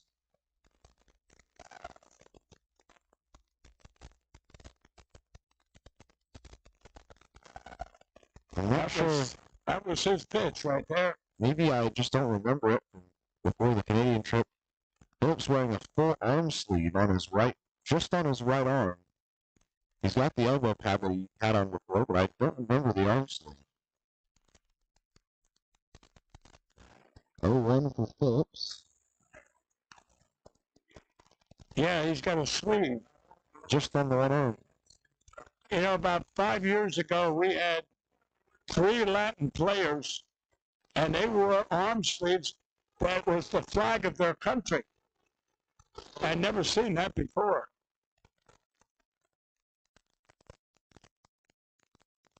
So no 0-2 count now to Dakota Phillips. There's someone right back up the middle for a base hit. Wow. Just about struck Merritt Cross on the way past. It's a one-out base hit for Dakota Phillips. Brings up the catcher, Justin Felix. You know, we were talking last night. Phillips was 470. You said he was fourth in the league. Now he's 2 for 2 tonight. He's got to be that 470, 480 hitter. Yeah, he entered the game batting 417 today. 417? 417 today. Of course, that was because last night was a bit of a struggle, just getting one hit on 4. 1 for 4 last night? Yeah, so that put it down a little bit. Yeah. Well, that should bring him back to 470 then. At least 440. But the 417 would have him still at 4th place Okay. in the Frontier League. Hard swing, strike one for Felix. That was, you know, Felix so far has shown he goes after those high pitches, and they're way out of his zone. I mean, high pitches, yes, if they're letter high, but not when they're Chin high. chin or nose high. So another one for Felix. Phillips with a decent lead there at first. The 0-1 That's a is strike. called strike 2 on the high inside corner. See, now swinging at that pitch would have been legitimate because that was letter high. That pitch is the one that he struck out on the first time up. When he was hit by a pitch in the third, came around to score. Yeah, and had a little brief encounter with the pitcher. 0-2 for Felix. Pushes one to the right side. Tough play for the second baseman. Spinning to first. Got the play. That's a nice play by the second baseman. Nice play by the second baseman. So Flotte makes the play out there at second, but it does advance Dakota Phillips to second. So now the designated hitter, Steven Sinsley, will walk in. Sinsley 0 for 1 with a strikeout looking and a walk.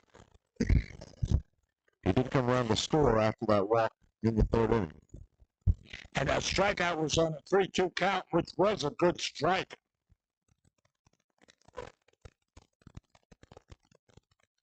First pitch for Sinsley, way outside. Time's going to be called by Nick Cece, who will have a quick chat with Merritt Krause. You know, it never costs anything for a catcher to go out and talk to his pitcher. Sometimes, as a former catcher, you go out and you say, hey, buddy, you're doing a great job. Keep up the good work. Give him a little pat. And you go back. Then you go out to another guy and you say, if you don't get this ball over, I'll meet you under the dugout booth and we'll square things away. One you threaten, one you pat on the back. Psychology, it's called. 1-0 for Sinsley. Fouls that one off his foot.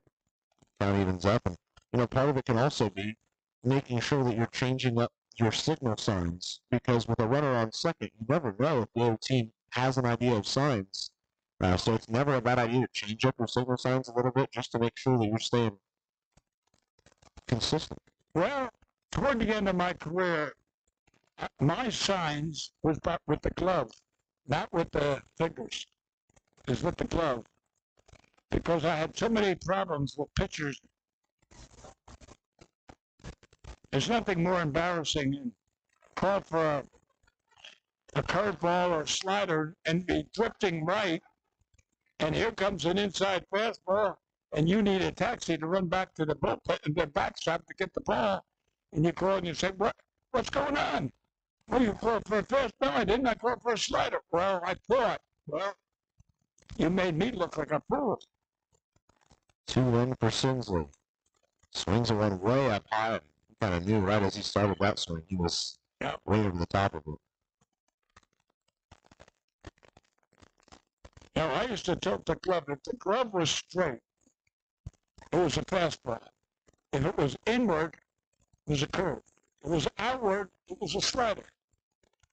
What else do you need? I mean, just look at the glove. Don't mind the fingers. Everything else is a decoy. Yes. 2-2 count for Steven Sinsley. Runner on second is Phillips. Sends this one, pushes it to the left side. Another hit to left field. They're going to challenge that left fielder. Play at the plate. It's out by a mile is Phillips. Phillips tries to say, I got my foot between the legs, but there's no way. There was no doubt about it. Andy, that was a good move. It's just that. Yeah, and good on them to challenge that left fielder. It's just that Mr. Phillips wasn't as fast as we thought he was. So the inning ends there with the gun down at home. And Plus, it was a good throw. Absolutely it was. After 4 complete innings, Otters still lead this one 9-5.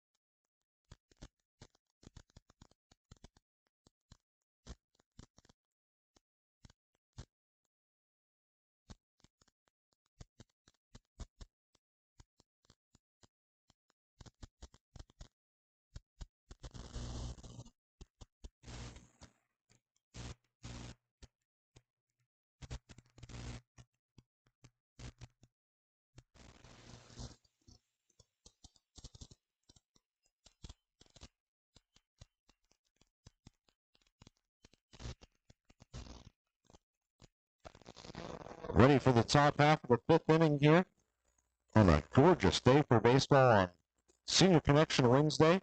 We got here a little bit earlier than usual, playing some day baseball.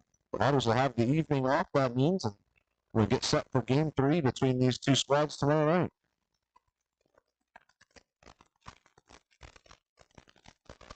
9-5 in favor of the Otters. So as we head to the fifth inning, The Otters play tomorrow night, then they're on the road, right?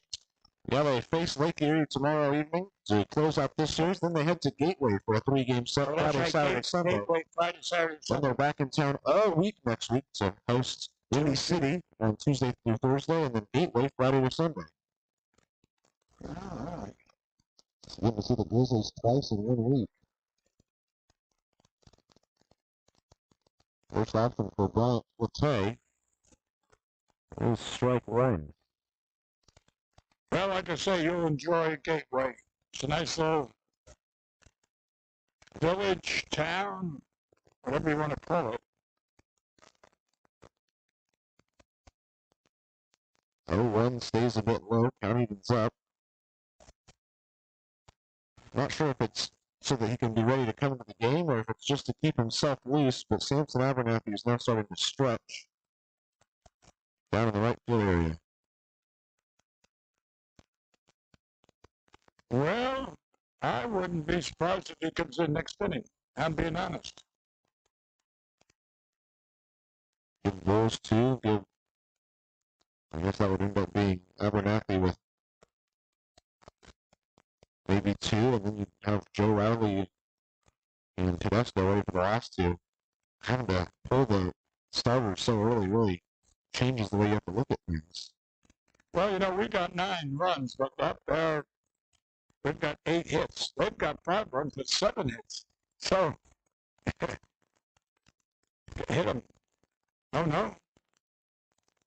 I Just zoomed in there. Yeah, I thought I hit him too. Instead, the count's 2-2 for Bryant Latte.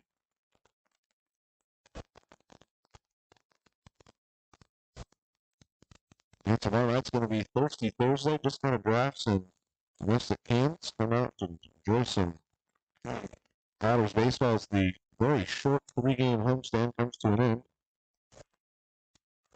You know, if you go to southern Illinois and dressing rooms in center field, as you come down the steps to go onto the field, they've got the bullpen. And in their bullpen, they've got like a dummy so that when the pitcher's warming up, they have a dummy as a batter. Now, that's not bad. So this way here, you're not throwing to just a catcher. You're having a game situation. You'll find the little general.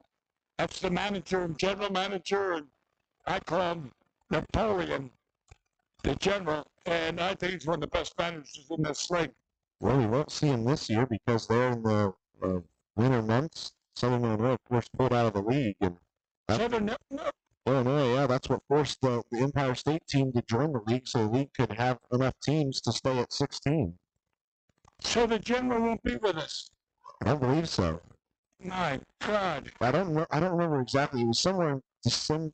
It was earlier than that, probably September, October, that a month or 2 after the season ended, Southern Illinois pulled out from the league, and that's why Empire State joined at the last second here before the season started to keep the teams up, or the divisions equal at 8 and 8. Oh, really? Yeah. Well, thank you for that update. I must have been sick that day they gave that notice. Yeah, it was a team that the Otters went 10-2 against last year, the Southern Illinois team, and a team that obviously there was some pleasantries between Andy McCauley. The ball sent out towards left field. Biles comes in on it for a while and then lets it drop in front of him for a leadoff single. Well, this goes back, I'm going to say 5 years. Now, I may be wrong. It could have been 3, 4. It could have been 6 or 7. But the Otters were in first place. And the rumor has it that the general protested that one of the Otter players was older or had the wrong birthday, and the Otters had to forfeit like 10 games, which denied them the opportunity to be in the playoffs. So, yes, it was. I mean, I have no proof for what I'm saying, but those were the rumors in those days.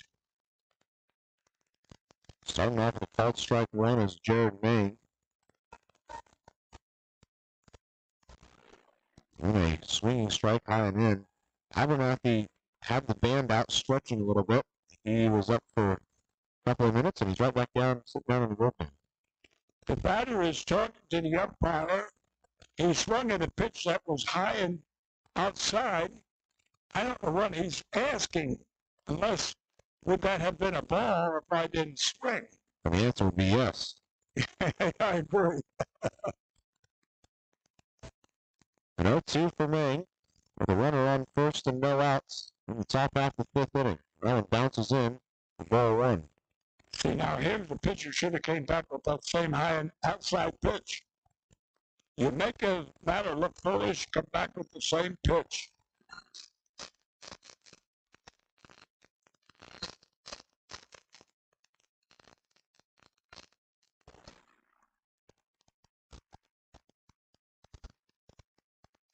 One ball, two strikes. Looks like. Oh boy, that pitch was way outside. He extended his arms and even ordered the couple-inch bat extender to get to that one. Yeah, if that bat was 2 inches shorter, it would have been a strikeout because it was off the end of the bat.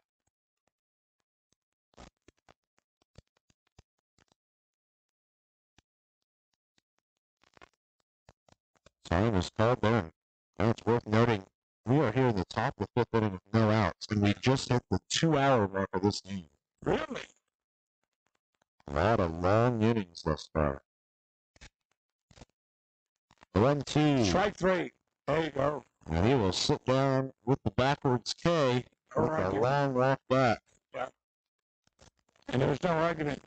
You know, 2 hours and 2 o'clock, that means I've missed my afternoon nap. Well, we don't need your services tonight. Well, then I could go to bed early. Normally, instead of 7:30, I could make it 6:30. Well, the rain is supposed to be here this evening. We won't need you to help us put the tarp on the field. We'll let you sit out on that one. Oh, thank you. Thank you.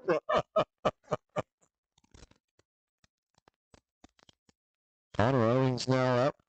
He's 1 for 2 with a single there in the first inning. First pitch just stays a bit low for ball one. You know, back, I got to think now.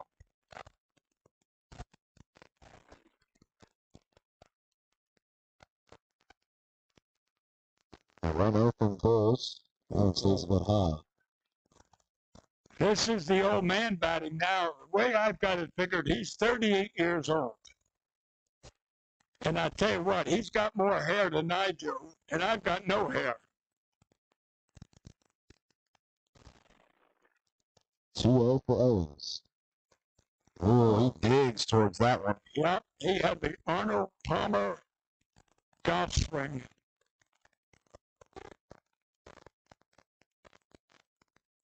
Two balls, one strike. 1 out and a runner on first.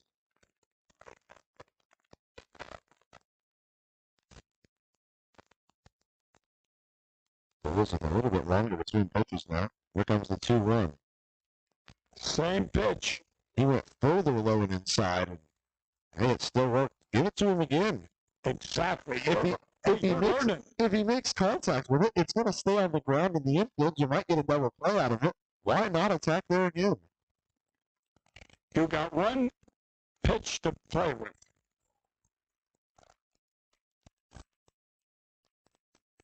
Two for Owings. It goes outside and just kind of out there. Unless that was the same pitch, but he released it in a different position, so it didn't end up where it was supposed to. Yeah. He didn't snap the wrist or pull the curtain. So now the count is at 4. Let's first. He's breaking for second. This one is hammered towards right field. That's out of here. McNamee's just going to stand there and watch it go. a 2-run home run, and the lead is now down to 2. No lead has been saved. Yeah, and Abernathy is still warming up. There's no one warming up as of right now. Oh, There hasn't been anyone. well, maybe he's sufficient. So now it went from a 9-2 game to a 9-5 to a 9-7. You know, it reminds me of Quebec when we were what was it, 6-1? We were winning 6-1, and all of a sudden we were on the losing end of 6-7 because of the Grand Slam. First pitch to Lorenzo Jones. He shows bunt for a second, moves away for ball 1.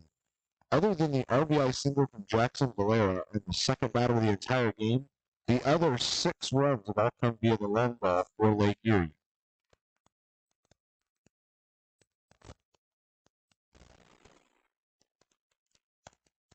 Run misses the high side corner. Just go out and ask where they're having dinner tonight. Do something. No action in either bullpen, at least for right now. As the count stays at 2-0.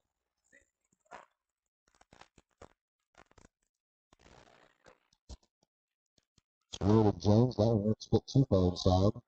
And it seems kind of fitting after last night was the longest game the Otters played this year. They went for 3 hours and 38 minutes last night. The same two teams are staying pretty close and forcing this one to go longer time-wise. These are two pretty evenly matched teams.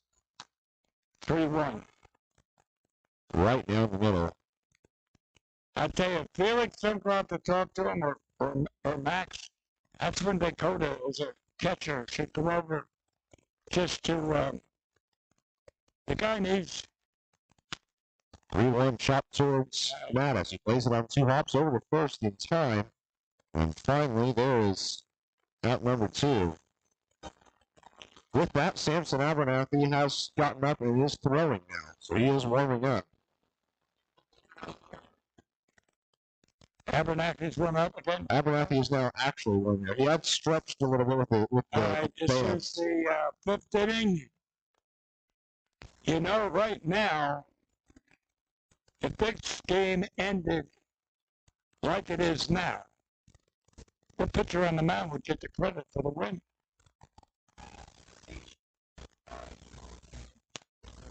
Nick Cece puts this one up into the infield. Calling one off is Andy Armstrong, and he brings it in for out number 3. 2-run score on the big fly from Connor Owings. But the Otters still lead this one 9-7 as we head to the bottom half of the 5th inning.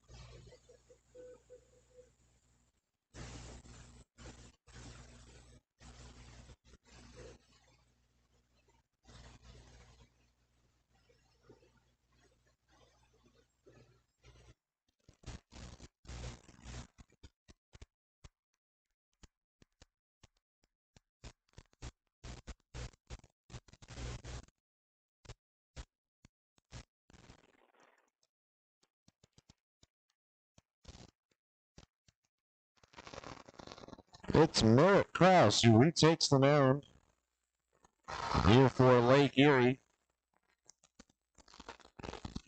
And just because it's in the job description, I have to make sure I mention it. The first little bit of showers seems to be moving into the area very, very soon. Really? On the bright side, you finish that top half of the fifth. This could be qualified as a full game. It looks like it's a very short time span, and then it's a little bit of a wait till 5 p.m. for the rest to be here. Who knows if that'll cause an issue, but it's worth noting that it's getting close. I go back about 2 weeks ago when we played that rain delay thing, and seemed like every inning was going to be the last inning. And we just backfired on us. And Esposito's back catching. Escobar, I said. Well, it's now CC. It just took him a while to get his gear on because he was the last batter of that last half inning. Oh, okay. Escobar caught all of the you're right. warm-ups. Okay, there goes Escobar down there. But he was the one warming them up. Yeah, okay. Elijah Mcnamee, Miles Gordon, and Andy Armstrong drew up in the half inning for the Otters. The big triple by this man gave us a couple runs. Wow. Oh, the first pitch is over his head. For ball one. Yes. You know, back in my day, 50, 60, 70 years, 80 years ago, the guy that hit a home run, the next batter up always had the first pitch on his head. So if you were the next batter, you were looking for that pitch. That was just like the pitcher was telling everybody he was mad. 2-0 is swung through for strike one. 2-1 count now. Elijah Mcnamee. Two up behind him are Gordon and Armstrong. Gordon also tripled there in that. Yes. That's when he threw it in overdrive. 2-1 for Mcnamee. Sends this one out towards center field, and it's going to drop for a base hit. Base hit. His second hit of the game, and he's reached base all 3 times. Best defensive outfielder in the Frontier League. Running for Elijah Mcnamee. It is his second multi-hit game of the season. Only one other time has he picked up multiple hits in a single game. Well, you know, Elijah should be in the All-Star game, too. So we're going to have Dakota as the catcher and Elijah in right field. And you as one of the broadcasters.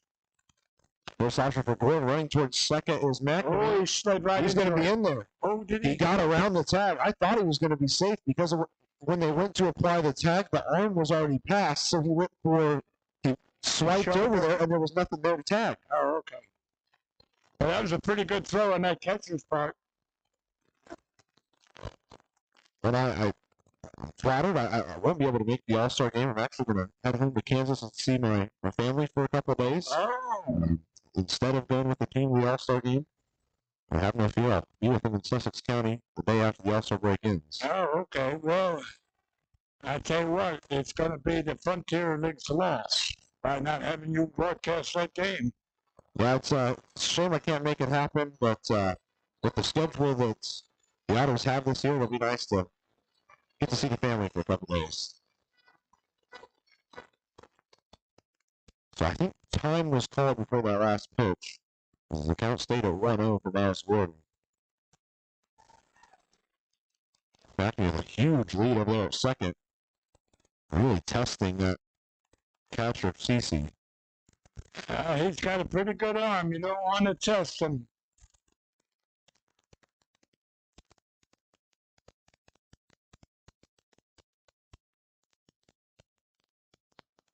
So the count now 2-0 for Miles Gordon.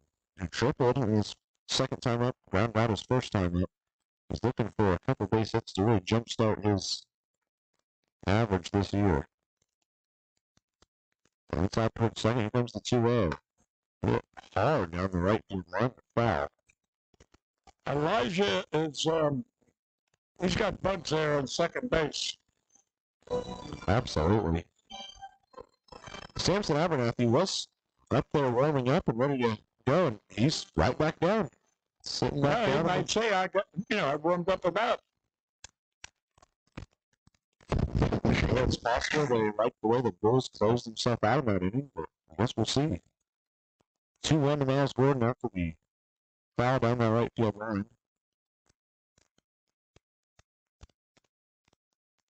2-1 almost catches him in the Oh, he is. to second. He is. And Mcnamee is back in time, but not by much. Man, that was a close play out there. I'll say too close. And the white jersey of Mcnamee now has a good red dirt tan to it. Then we'll have to work overtime to get that shirt clean. 3-1 for Gordon. Hits this one hard to the right side. Past the first baseman. It's an RBI single for him. If Mcnamee can get home in time, he is. And the Otters now are up 10-7. That's a big RBI, I'll tell you that right now.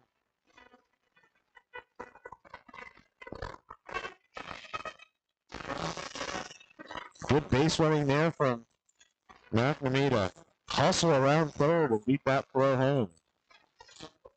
So now the 9-hole hitter, Andy Armstrong, due up next. 1 for 2, but he's reached base both times. Once on an RBI single, once on an error.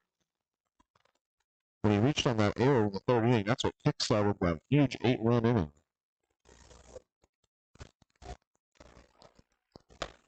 First pitch, high inside. He gets away from it as a showing bunt.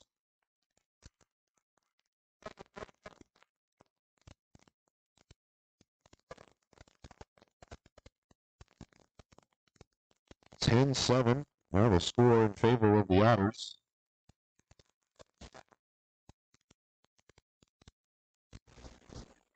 Runner coming home, and the runner's breaking for second. Is going in there in time. He is. Helmet applied to the helmet as he went by. Right.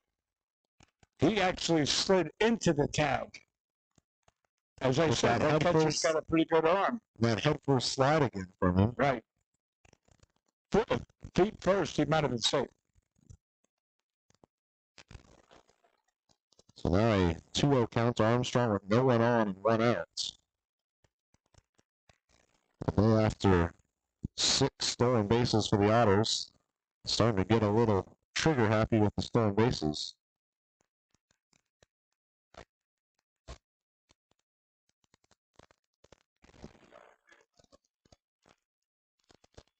Well, they're back to, I shouldn't say comfortable lead, but could use a couple more runs. 2-1 to Armstrong. Thinks about going folds up. They're going to check on him, even though he did not go around. So 3-1 now the count. You know, I wonder if they should hire me as an umpire, because I think I do a pretty good job up here. 3-1 for Armstrong. He gets a hold of that towards left field. Chasing after is Jones. Is it fair? No. Fouled by about 2 feet. Wow. That would have been a great hit for Mr. Armstrong. You know, I'm convinced he should stay at short. You claim a great third baseman, and I'll agree with you. But the way he plays short, that might be a better defensive move by Andy. Put him there at shortstop for the rest of the year. He's got a great arm. 3-2 for Andy Armstrong. Lifts this one up towards right field, shallow right field. It's the right fielder Owings who brings it in for out number 2. Andy Armstrong hails from Oregon State. His Oregon State Beavers are actually going to face off against Ronnie Allen Jr.'s Aggies of New Mexico State in the first round of the NCAA college baseball tournament here this weekend. So they had some jokes with each other on the way home from Canada after they found out that 2 alma maters were going to play each other. Oh. Over Jones leadoff here of the game. Gary Mattis back in there. Called strike 1 to start off this count. He's 1 for 3 with a double, a strikeout, and a pop-out.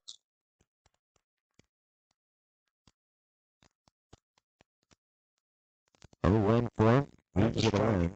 That one worked a bit too far outside. Omaha, Nebraska. NCAA championship.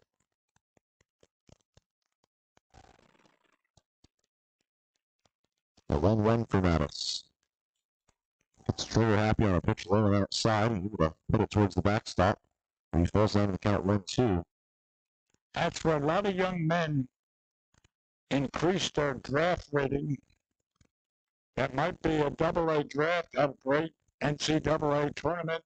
Before you know it, they're a number one draft. The 1-2 send out towards right center field, and that will fall for a base hit for Gary Mattis, his second of the game.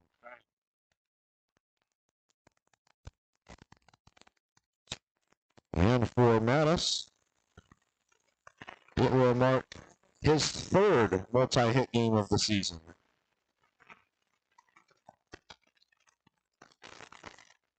And with 2 outs, Zach Bierman will try to find his first hit of the ballgame. Did have a sacrifice fly RBI earlier in the game,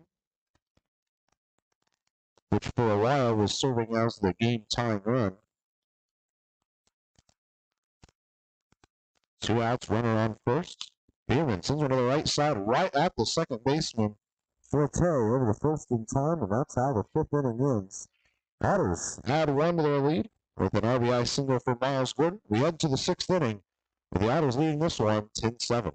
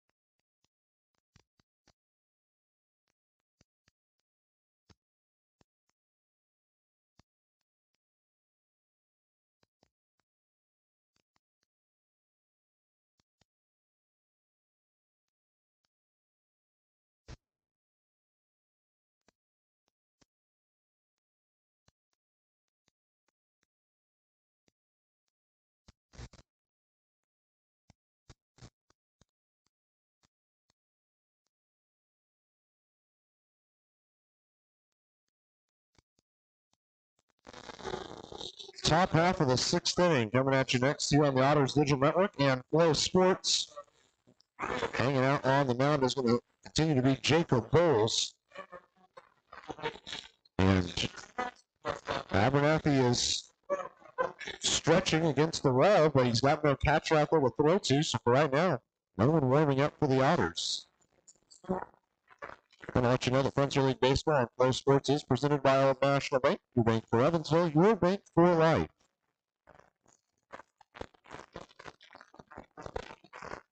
Danny Perez with a 3-run home run that brought the Crushers a little bit closer in his last time up. Will step up to start the 6th inning. 1 for 2 with that home run and the ground into double play in the 2nd inning. First option to him is way inside for ball 1. We don't want to walk the first batter. Kind of gave you flashbacks from last night. A lot of wild pitches in the game last night. More than I had seen in a long time. Oh, yeah. The 1-0 catches the high outside zone. And the count evens up about a strike.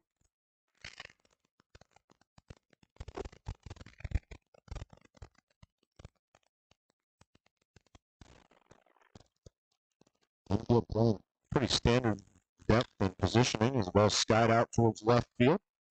Biles works about 5 feet to his left side and hauls it in for out number 1. I didn't think that was going to go as far as it did. That was an uppercut swing, low inside pitch. It was a pop-up, but I didn't think it would go at least 300 feet. But there's no, yes, okay. There was a pretty good breeze out there. About a 10, 12 mile an hour breeze out towards left center. Yeah, so that's right. Carried it an extra 20 feet. Now the leadoff hitter for the Crushers, Keenan Irizarry, will step in. Irizarry is 0 for 0 today. 3 walks, as all he's had.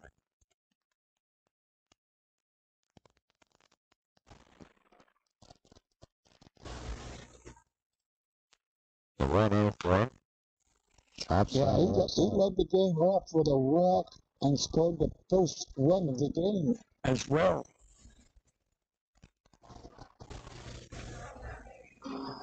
Irizarry's got some experience at Single A and the Rookie League. Played for the Rookie League of the Texas Rangers organization last year. Watches a pitch go by, and he's down in the count 1-2 now, 1 out.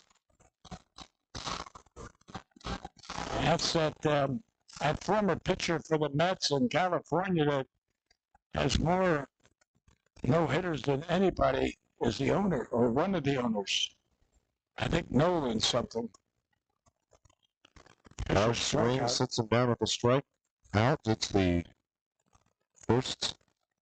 second of the portion of the game that Jacob Bowles has been in no German American Bank strikeout. You know, go back to that Branch Rickey theory I was talking about, and you take Nolan Ryan. He was wild when he first came into the majors, but he was wild in one area. Once he got that zone, what do you have, about 8 no-hitters, something? He's got more no-hitters in Major League Baseball than anyone else. First option for Jackson Valera, rolling outside ball 1. Valera is 2 for 3 with an RBI single, and a pop-out. A 1-0-2. This one's a little closer on the outside corner. Sent towards Mattis at second. They'll fire over to first. And they pick up out number 3. A 3 up, 3 down inning here in the 6th. The end of the bottom half. With the Otters still leading 10-7. You're on the Otters Digital Network and Flow Sports.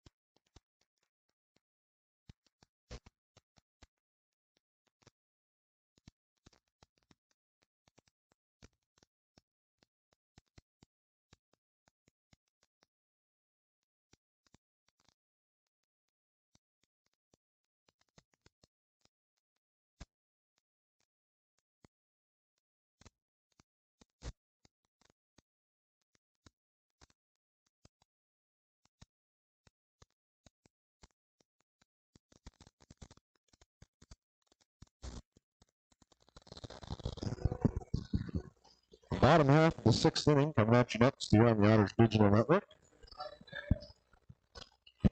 And it's nice to see Jacob Bowles pick up a 3 up, 3 down inning in that last half inning. After a couple innings where he had given up some hits and, of course, the 2-run home run. Good to see him pop up there and take care of an inning. And especially when you and I were sitting here kind of going, should they get someone warming up? Should they not? And it turns out probably a good idea to keep him in there for a while.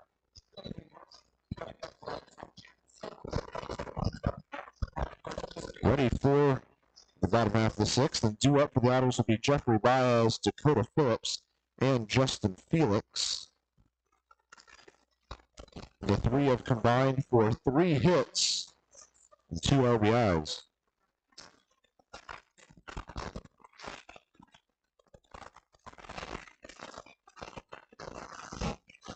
Baez with the RBI double in the 3rd, ground out and a strikeout as well. Well, here we are in the 6th with a 3-run lead.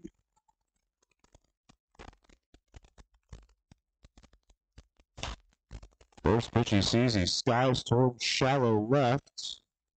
And it is the left hitter who goes sliding in to bring that one in.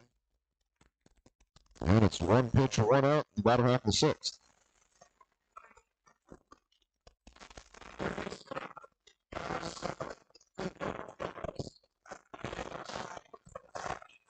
So with 1 out, Dakota Phillips makes the walk up. He's reached base all 3 times.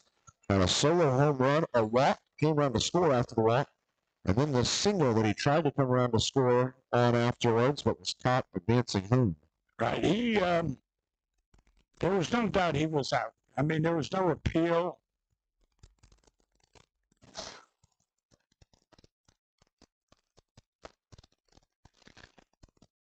First pitch is crossed for ball one. In his back pocket there, is that a batting glove or Oh, a... it's one of the arm shields that they put on when they're running the bases. Oh, okay. Hard, hefty swing at a low pitch evens the count. Dakota, stay away from that pitch. That is a no-no pitch for you. Anything low is out of his strike zone.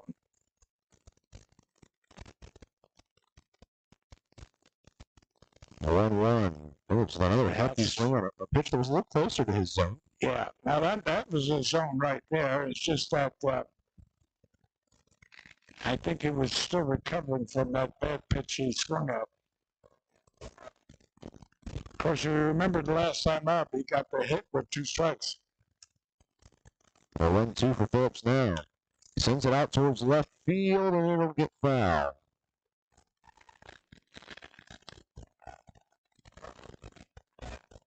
So Phillips will keep himself alive in the count, be more defensive.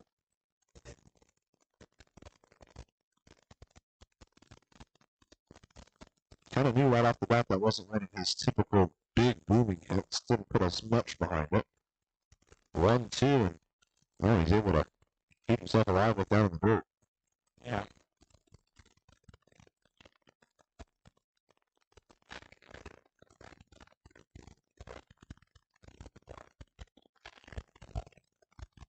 What did our PA announcer Zane say? It was 88 we started the game today? I believe so.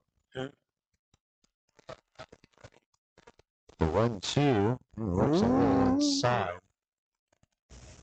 Evens the count at 2-2. With those umpires, I wouldn't have taken that. 2-2 count. Phillips trying to keep his perfect streak alive in this game, reaching base on every appearance.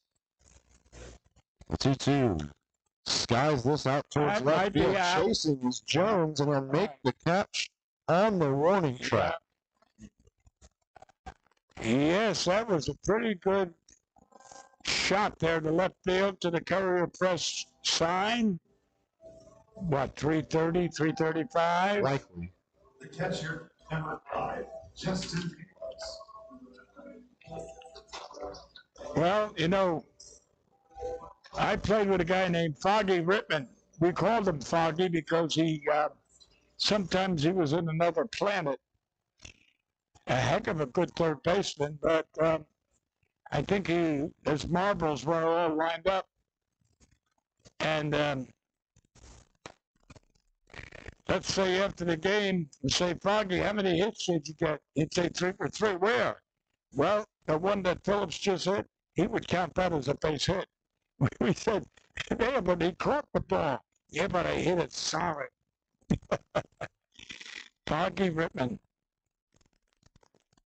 Run over Felix. He was really sitting on top of that ball and put it back towards the backstop, evening the count. Felix is 0 for 2 in the game.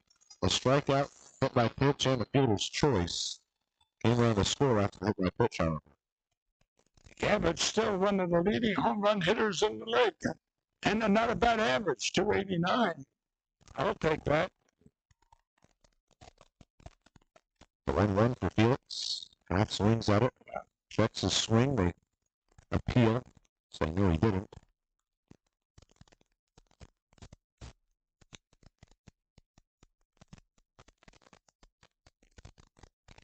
Two balls, one strike. Pitch on the way, and that one stays low. This is one of the things Felix does really well. He's a dangerous guy to put at a 2-1 count, because very rarely will he sit down on strikes after a 2-1 count. He's really good at making sure he's winning the battle at the plate.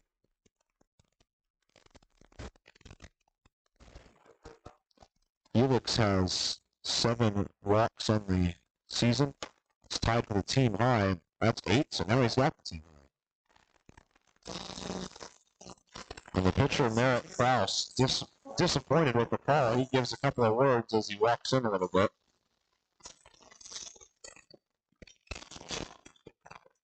So now with 2 outs and a runner on, the designated hitter Steven Sinsley will head his way up there after the Deerhead sidewalk, cafe and bar.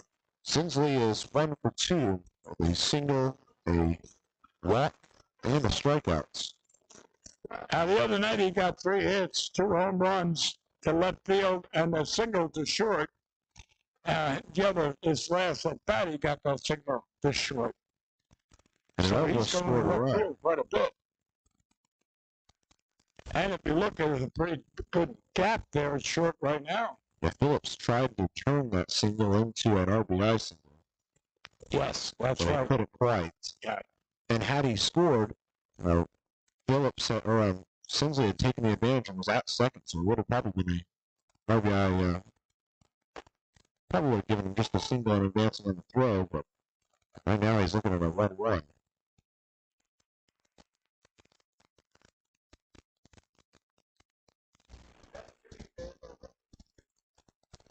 Pretty lengthy lead over there at first for Justin Felix. The run. That's a strike. Called for a called strike 2.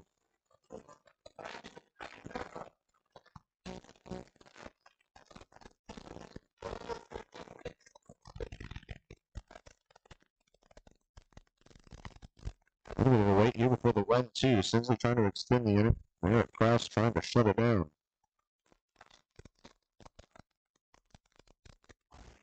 The 1-2. This one is laced towards right field, where it ends up quite foul. And kind of amazing that the game with 17 total runs and 20 total hits, I've only seen 2 pitchers on either side.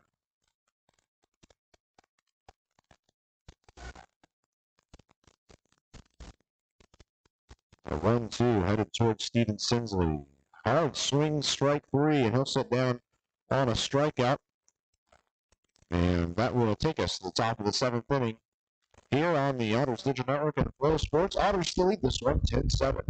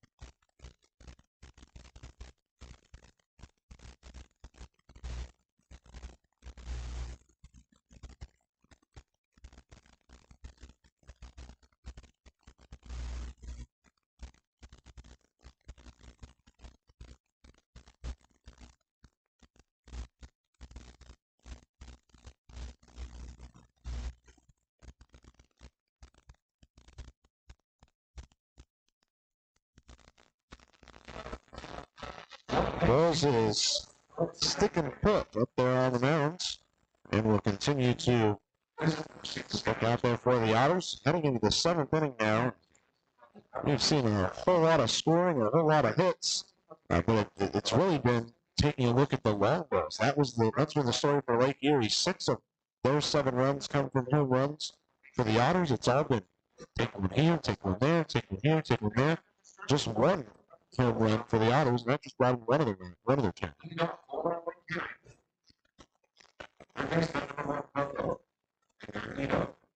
Figueredo will lead off the 7th inning for the Crushers. He's 1 for 3 with a solo home run, a fielder's choice, and a double play.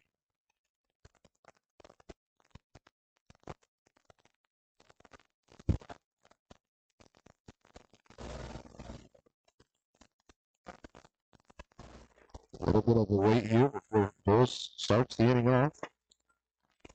Challenges the strike zone. Called strike 1. Nice frame job from Felix there, too.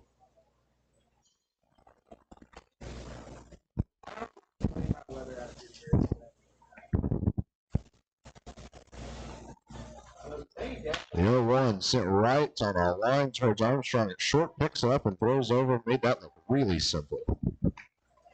An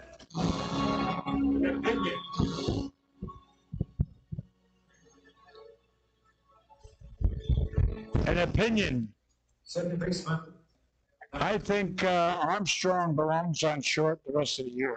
As much as I like him at third, I think he's a better shortstop.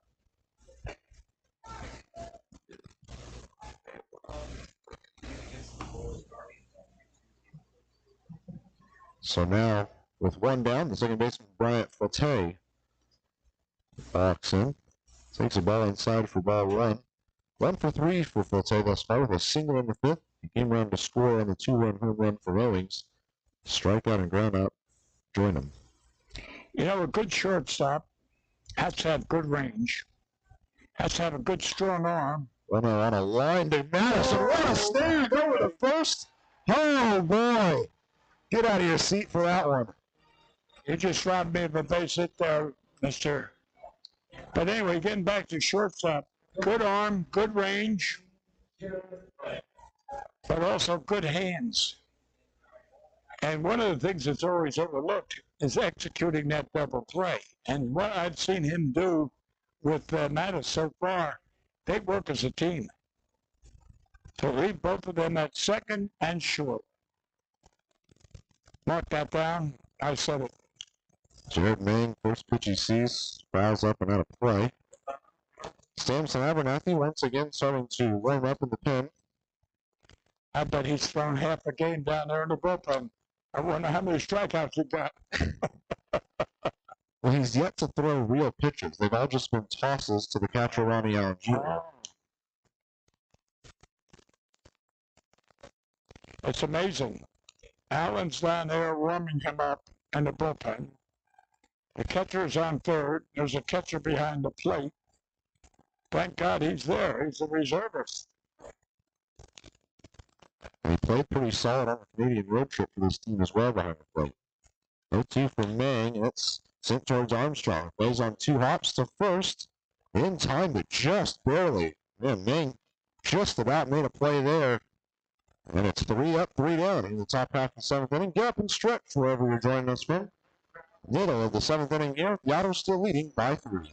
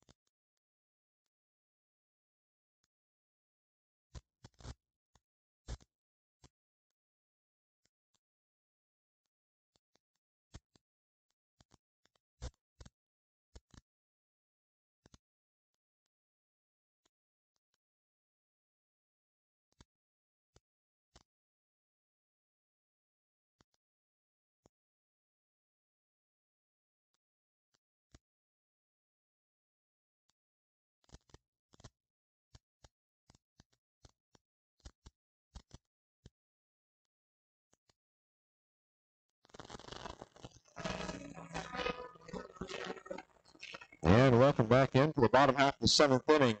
We'd be wrong to not take another look at this play from Gary Mattis. Extending, pulling it in and beating the runner by a mile over there at first. Popped up and ran back to second like it was just any other play. Well, I'll tell you what. That play should be on ESPN tonight. That was a major league play. And it was almost the second unreal play of the game. Armstrong just about did one a couple innings ago. Oh, yeah. I mean, this infield is starting to become really something to worry about. Well, like I said, put Maddox at second for the rest of the year, and let Armstrong play short. They work well together. They just showed you both have great range, and that's what you need. Never mind playing third base. And then Stay at second and short. George Khalil, who's played most of the year at short, has proven his range is pretty solid too.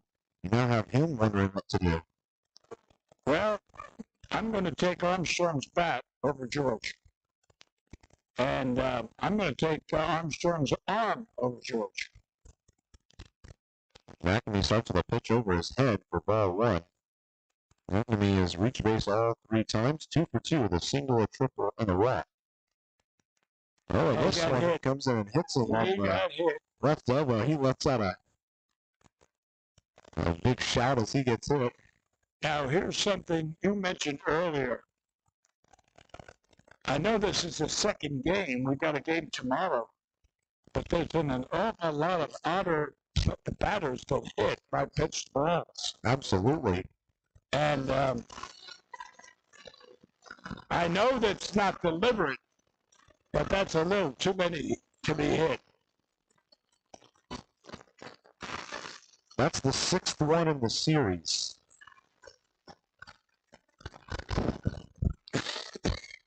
Miles Gordon makes the trip to the plate. 2 for 3 for him with an RBI single, a triple, and a ground out. And that triple was like he was running in the Kentucky Derby and he was last. And then someone said, "Hey, we got our money on you." And all of a sudden, wow, he put it in overdrive and said, "Let's giddy up." And he went into third base coasting. A 1-0 for Miles Gordon, who steps back in. Runner on first is Mcnamee. He's got a pretty good lead over there. We've seen him try for a stolen base already today. The 1-0. This one sent out towards right center field. Chasing after it is Mang towards the wall, and it's off the Old National Bank sign. They're going to hold Mcnamee at third, and it's a stand-up double for Miles Gordon. He's a home run away from the cycle. Yeah. And if you notice, he only slapped at it. He did not give you that full swing. He slapped at it. So a deer-head double-decker double now has runners on second and third with no outs as Andy Armstrong makes the truck in.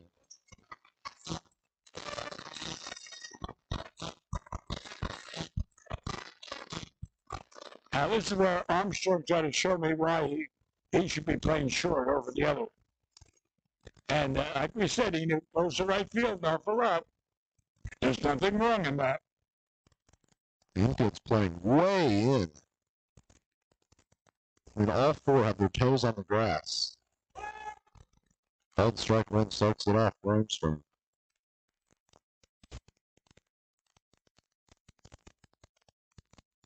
All you need is something to just barely get over that infield.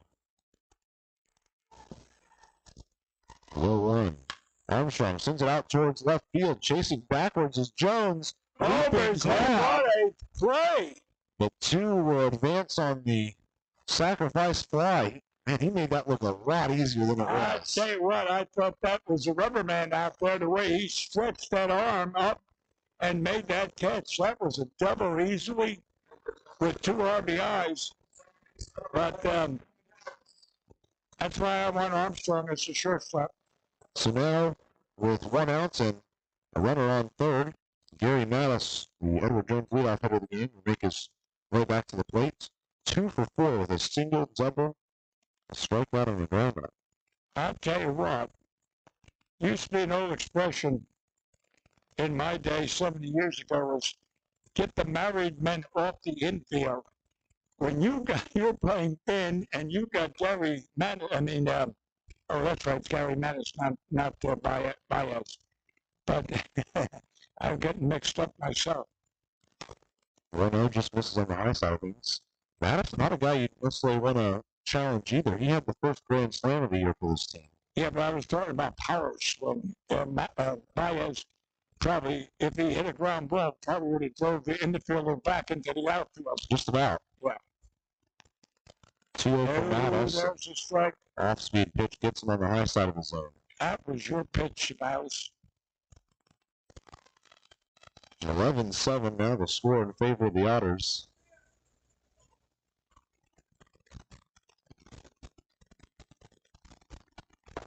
Mattis takes one down and inside. He's up 3-1 in the count. Yeah, if we went down to the casino, that's a good bet with the dice, 7-11.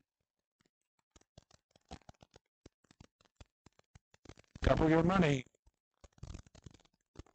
Eric Kraus kind of taking his time between pitches up there. The 3-1 to Mattis. Mattis drives it out towards left field, and Jones is just going to watch it fly. A 2-run home run for Gary Mattis. He got a hold of that. He knew it right off the bat. Well, we called it a home run before he even left the ballpark, but then you called the left fielder and just said, well, he's standing there watching it. He kept the hands on the knees and just Right. gave it a glance.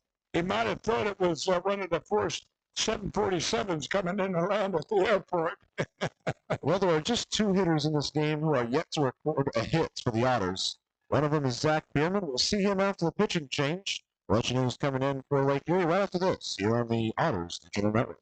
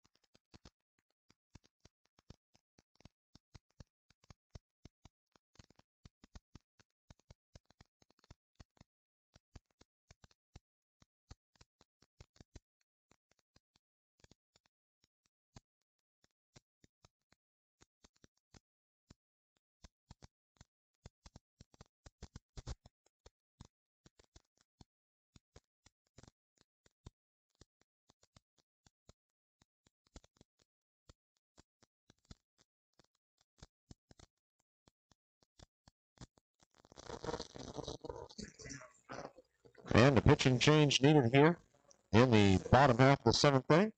The new man on the mound for Lake Erie is going to be Ryan Campbell, the relief pitcher who is in his first season here with the Crushers. 4th appearance for him on the year.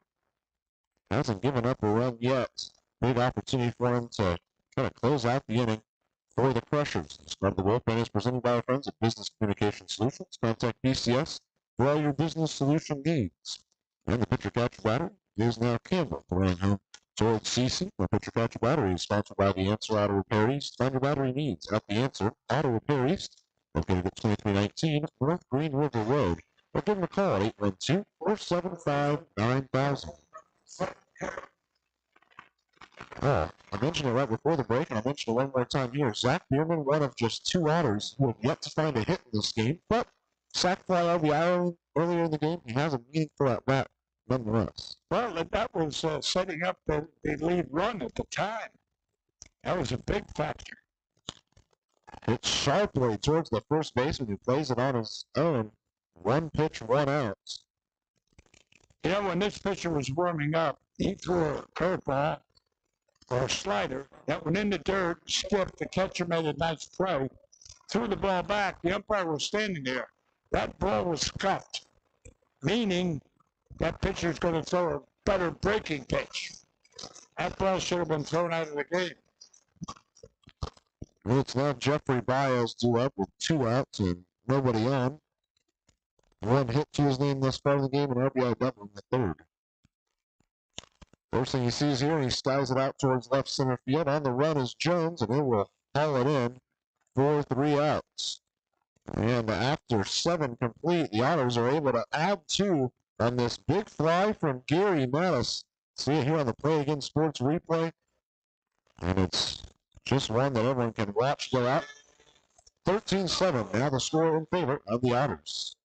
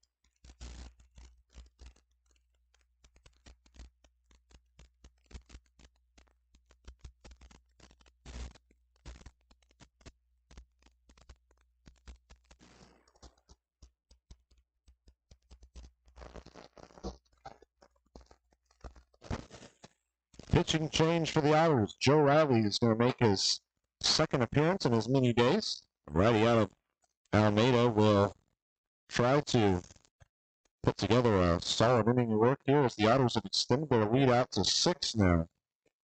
And for Joe Riley in yesterday's game, pitched 1 inning, struck out 2, walked 1, gave up no runs and no hits. We'll look to keep it going today. This part of the bullpen is presented by Business Communication Solutions. Contact BCS for all your business solution needs. And the pitcher-catcher battery is Riley, rolling towards Felix. That pitcher-catcher battery is sponsored by the Answer Auto Repair East. Find your battery needs at the Answer Auto Repair East, located at 2319 North Green River Road. Or give them a call at 812-475-9000. Riley had the walk that started off his opportunity yesterday and then worked around it nicely. Looking for, I don't want to say more of the same, because you don't want to get out a walk to start things off, but 3 outs is all you really need for him. I wonder what happened to Abernathy. You said he kept warming up and Yeah, he warming warmed up 4 separate times, so must have hit his pitch count for the day. Wow, maybe. But, you know, I've got to tell the fans out there, you and I are up here in the press room, and the Otters, since we've been together in school, they know a lot of runs while we're sitting here. You go on the road, and you can't get any runs. How run is it? I mean, the logical answer is probably missing a couple of bats out there, but maybe it's deeper than that. Maybe you're sleeping in your own bed and you feel more comfortable. Could be. 0-1 to Owings. But you do a great job in bringing in runs for the Otters when we're home. Now it's up to them to preserve the win, but you're giving them the runs.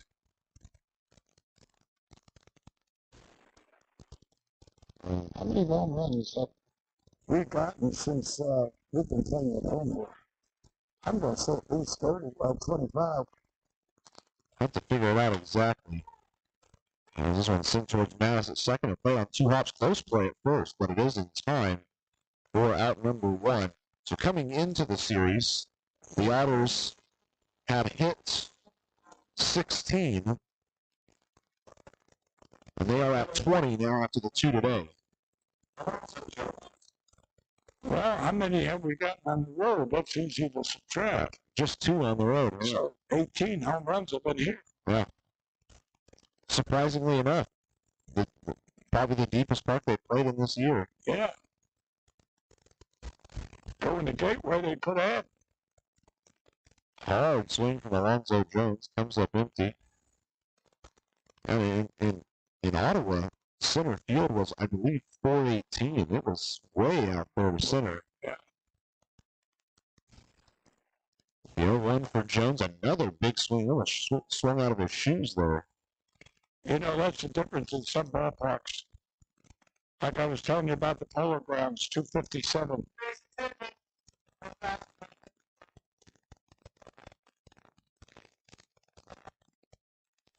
Two for Jones here.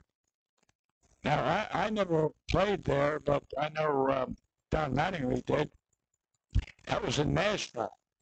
And they said the outfield was you had to climb from the playing field to where the fences are. It was all like uphill.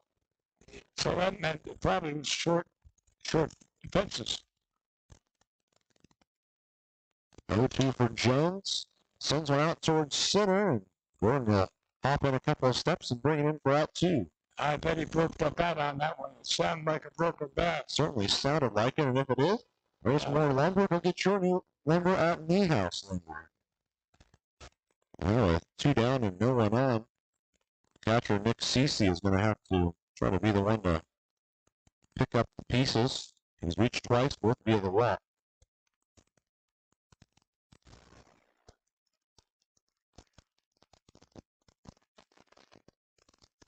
Couple extra seconds before he climbs into the box. Oh, sends right on the high side of the zone. Misses by just a little bit up high. Is that bat painted or what? It looks like gold. It does look gold out Doesn't there. it? Like a gold bat? Right now, maybe it's just got some sort of shiny cover or something, but it does look good from here. Yeah. If it is gold, it could explain that why he hasn't gotten any hits. It's a little heavy to swing around.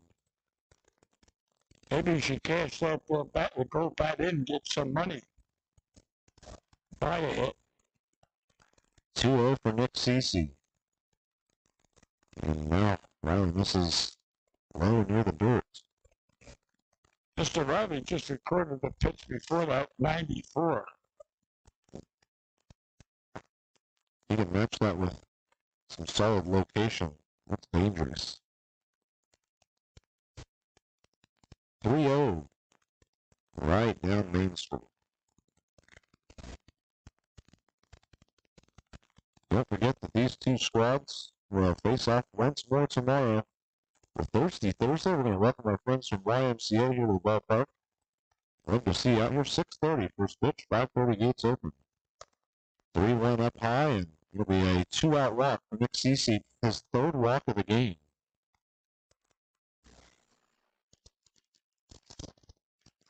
So that will bring up the 9-hole hitter, first baseman Danny Perez, who's 1 for 3 with a 3-run home run.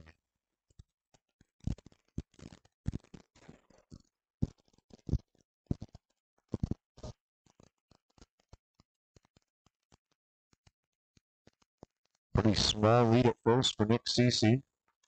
First pitch to Perez, and he almost loses the bat. He swings so hard. Yeah. Well, you got to be quick. These pitches are in the 90s, so you better have a quick bat. Time called is Ball out of the bullpen. that's the thing. There's currently no one in the bullpen. Nobody in the bullpen. Know what happened? I think a couple of kids were just playing a foul ball. They haven't ended up on the playing surface. Oh. No run for Danny Perez. Another hard swing. Oh boy. Out of his strike zone, way up around his chin, and yet he wanted to conquer the world on that swing. Of course, when Riley's throwing it between 91 and 94, you gotta swing quick or else you're gonna miss it. But sometimes you gotta at least get a little bit honed in. 0-2. Oh boy, just missed on the inside eye. I remember an old timer once said, if you're going to swing at those high pitches, you better be quick.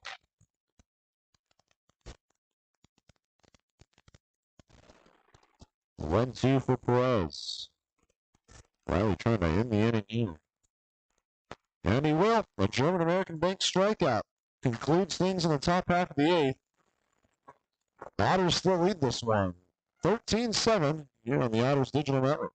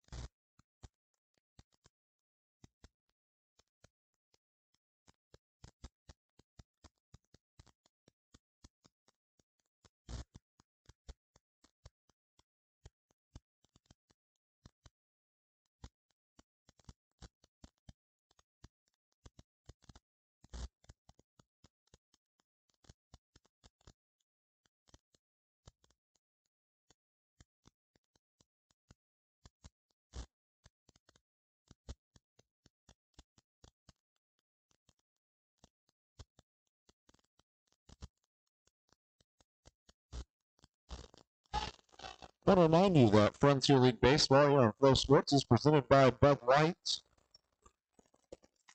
Ryan Campbell is going to stick on the mound for the Crushers. This is a great time to take a look at what's ahead for the Otters. One more against Lake Erie tomorrow evening, 6:35 first pitch. Then the team heads to Gateway for 6:45 first pitches on Friday and Saturday, 5:45 start on Sunday. Then the team comes back home to Evansville to face Windy City for a 3-game set starting next Tuesday. Tons of good baseball ahead of us. Now we're into the thick of divisional play. A lot of good games on the schedule. Love to see you out here at the ballpark We get more days like this. Oh, yeah, this is a beautiful day for baseball. No Certainly doubt. blessed to be here every day. To be in Otterville. Absolutely. Man, I sound like a broken record in this. Samson Abernathy is starting to warm up again in the right field bullpen. I think that's the 5th time he started throwing to the catcher down there. And you said he had his pitching limit. I thought for sure he would hit it. Maybe Max, after Max did his back and says, oh, wait a minute, Abernathy, you're 5 short. Maybe this is him training to be a starter. Well, that's true. In other words, in between starts to sit down. Yeah. Well, starting off for the Otters in the bottom half of the 8th, what we all hope is the last time we see him bat this afternoon. Dakota Phillips, Justin Felix, and Steven Sinsley. Phillips is 2 for 4 with a single, a home run, a walk. Or sorry, 2 for 3, a single, a home run, and walk.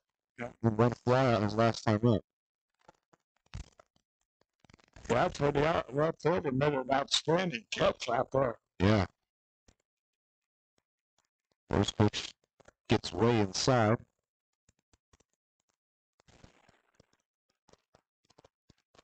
Run count for Phillips here. I hear them mentioning something I mentioned earlier in the game to our left side and here in the press box. And it's a good segue because Miles Gordon is currently a home run away from the cycle. The only other player so far for the Otters this season who's been 1 hit away from the cycle is Dakota Phillips, Right. who ended, surprisingly enough, on opening night, just about had himself a cycle. I remember it was early in the season. 1-0 from Phillips. And what was he? He was missing a home run? He was missing a home run. Yeah. Had a walk, a single, double, and a triple in that game. And the triple's always the hardest thing. Not bad to join the team in your very first game, go 3 for 4 with 2 runs scored. Takes a pitch across the zone, maybe a bit inside for his liking. But the count is 2-1. And now its attendance for today's day game is just shy of 2,000. Not bad. It was Senior Citizen Day. Yeah. You know, I tell you what. No way. No way. And say no, he didn't go. Win one count. Those senior citizens want everything free. You know that?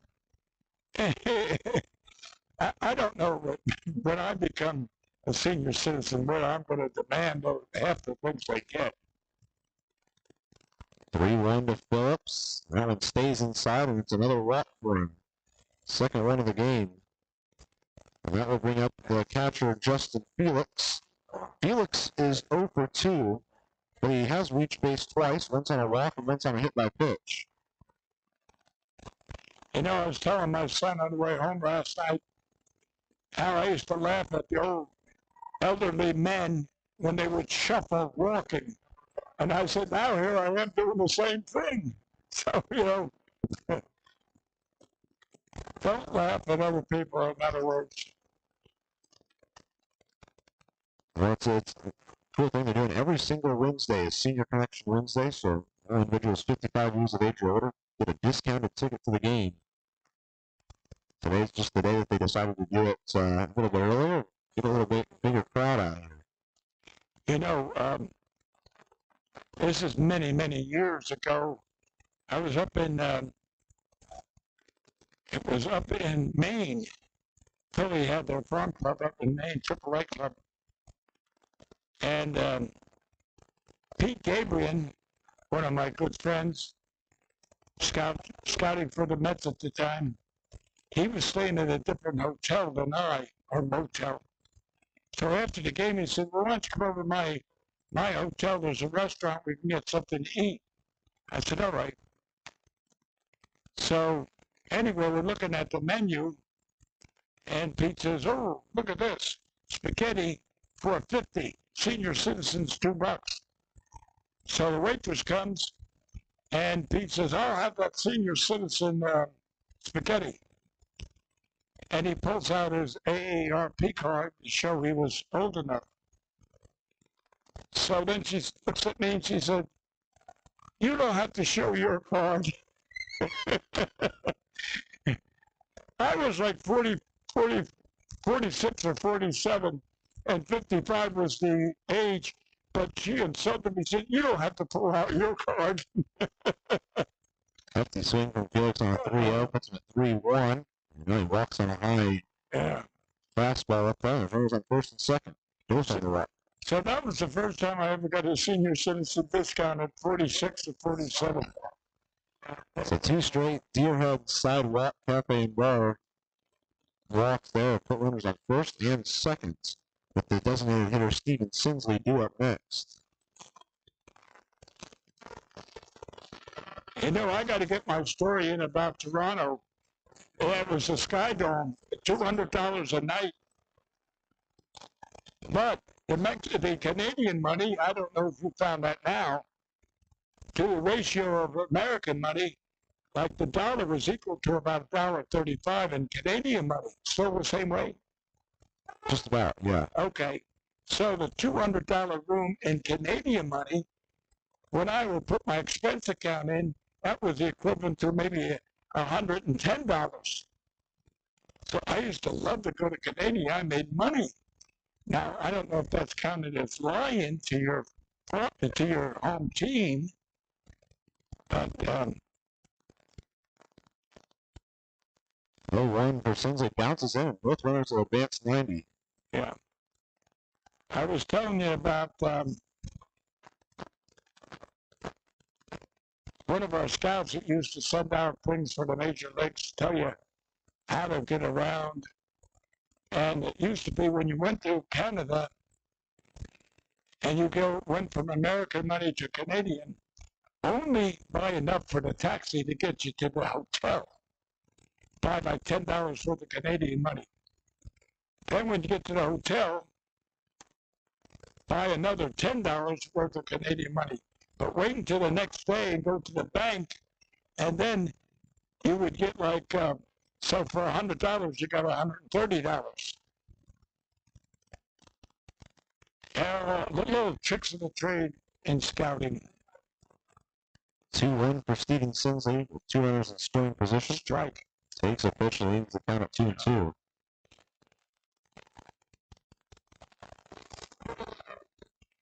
Due up next would be Elijah Mcnamee, the right fielder.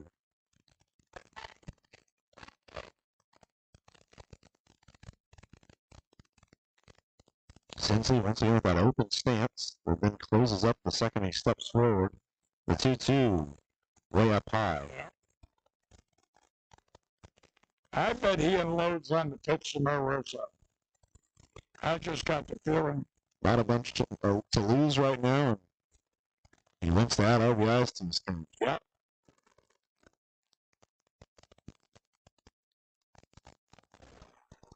Three-two for Steven Sinsley. The pitch. Way inside, and he's going to have the first for free. Yeah, I was wrong. It was 2 inside and low. So now the right fielder Elijah Mcnamee steps in. McNamee's 2 for 2 with a single, a 3 RBI triple, a walk, and a hit by pitch. Well, when he got that triple, if you recall, the bases were loaded, and I put in a request for a grand slam. I got the triple instead, so I'm putting in another request for a grand slam right now. You don't want another bases clearing triple? No bases clearing triple here? No, I'm waiting for him to explode, and I think that's what he needs to have a big game. Got to live up to that big hit Mcnamee. Yeah, right. Big hit Matt. That's what it's called in college. The Mississippi State product. Mississippi State. Starts off with a 1-0 count for the ball up high. I scouted them one year when they had a pretty good baseball team. And a couple of them were first-round drafts.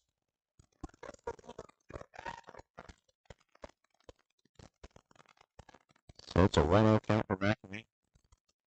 Campbell stepped off for a second. Kick and delivery. That one gets outside. Good way, some good luck there from Cece for that ball to kick in the right way. Right.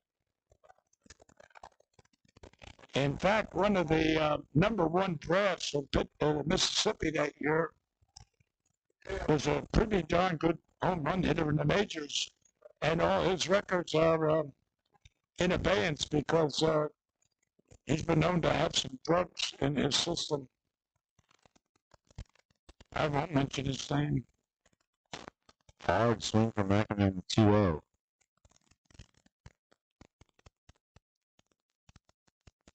Sinsley is at first. Felix at second. Phillips at third. All three reached via the walk. They're the only three that have seen pitches so far this inning.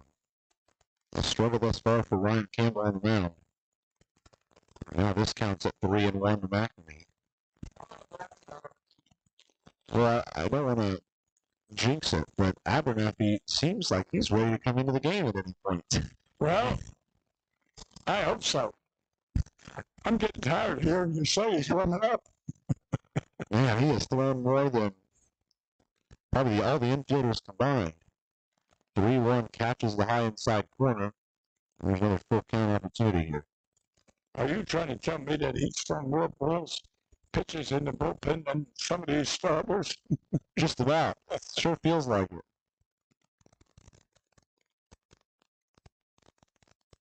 Full count pitch. Works way inside, and it's a fourth walk in a row that brings one home. And that's the fourth RBI for Elijah. So he probably, A, didn't think he was going to get to this opportunity.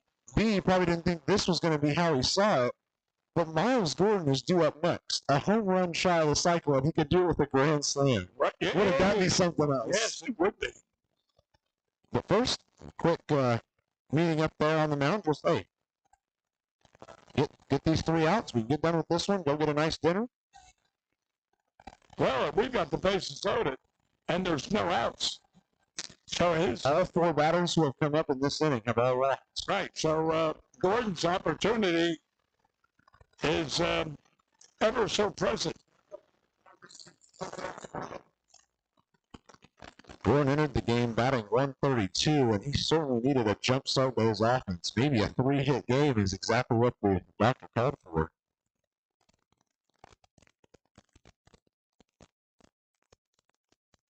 First chance for Gordon here. Sends it out towards center field. Retreating a bit is Mang. He's going to make the catch, and That eliminates the bases loaded. but a run's going to score on the sacrifice fly, and another runner will advance. So it's still a quality at bat for him. It's his third RBI in the game. Yeah.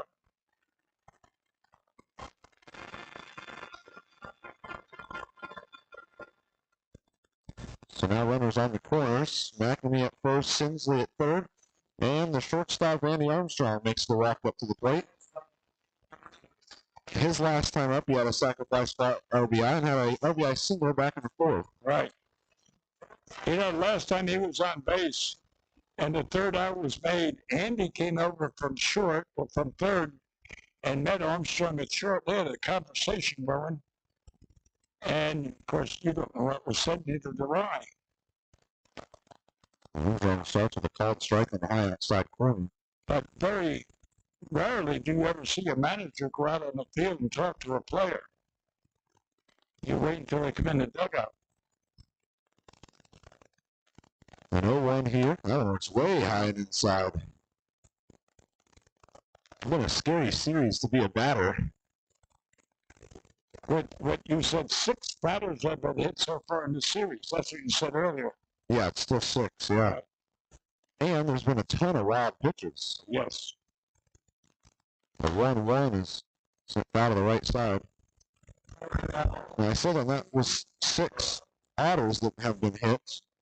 Making sure there haven't been any for the Crushers, so it's just 6 in the series. But I know there's been a lot of crazy pitches on both sides. And a lot of pitches were inside that could have hit a battle. I mean, they've been wild pitches. 1-2 to Armstrong. Watches one go by for a called strike 3 on the high outside corner. Hated to say it, Andy, but that was a good strike. So now with 2 outs and runners still in the corners, Gary Mattis makes the walk in. His 6th at-bat of the game. He had a 2-run home run in the 7th inning. Lorenzo Jones leadoff hitter of the game, Gary Mattis, trying to keep that success rolling. Check swings, but gets a base hit out of it and an RBI. Didn't mean to make contact, but he did. That was what you call, excuse me. Good old case of whoops. Yeah, right. Well, there continues to be two individuals on this team who haven't got base hits. Jack Bierman's one of them. I'm going to try to end that day for him. I think, well, send me correctly whether it was New Jersey or Quebec, but we won the game 20-1. Empire State. That was your first game here. Okay. And I'm looking, and then we didn't do too well either. I'm looking at, what have we got now, 16 up there? 16-7. So we could still have a game tomorrow, and I'm just wondering, are we using all our reserves today and none tomorrow? No run for Zach Bierman. That's a go by for a called strike 2. And regardless, unless a huge collapse in the ninth happens, if you can get this win, you've won your second series of the year. It took you a long time to get to it, but it would be huge to win a series here against a division opponent. 0-2 to Zach Bierman. Pitch on the way. That's a go by for a called strike 3. 2 strikeout lookings in the half inning, but the Otters are able to put up 3 more runs in the bottom half of the 8th. They lead 16-7 as we head to the top of the 9th. Final half inning coming at you next here on the Otters Digital Network.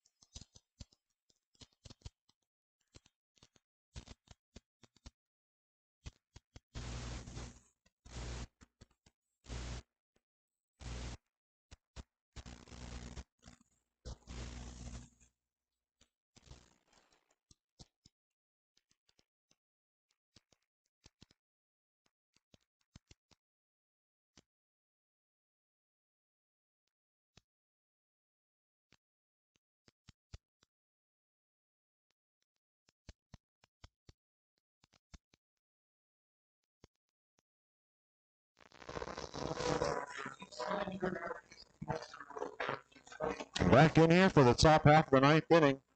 The Otters are headed to the bullpen, and it'll be Samson Abernathy who will get a second opportunity in as many days. Pretty simple, just perform better than yesterday. Quick, they first look at the Lake Erie schedule ahead. One more game here against Evansville, then they head over to Florence to play the Yalls for 3 games. Then they're home to face New Jersey next week. A little interdivisional game going on next week. Take a look at Samson Abernathy, who will finally get a chance to pitch. Yeah, he's worked hard at it all day long. He's either feeling exhausted or he's feeling great. He only lasted 1 out in yesterday's game. Somehow only gave up 1 run on 1 hit, but walked 2. That's why the bases were loaded while he got taken out. All you got to do is be better than yesterday. I hope so. I understand. Rumor is if he throws 20 pitches, they're yanking him because he's thrown the limit of 100. Those kind of bullpens presented by Business Communication Solutions. Contact BCS for all your business solution needs. And the pitcher-catcher battery is Samson Abernathy and catcher Justin Felix. That pitcher-catcher battery is sponsored by The Answer Auto Repair East. Find your battery needs at The Answer Auto Repair East, located 2319 North Green River Road. We'll call it 812-475-9000. So due up in the half inning for the Crushers. It'll be the 1-2-3 hitters of Keenan Irizarry, Jackson Valera, and Copa Figueredo. Irizarry starts off with a called strike 1. He is 0 for 1 with 3 walks. Yeah.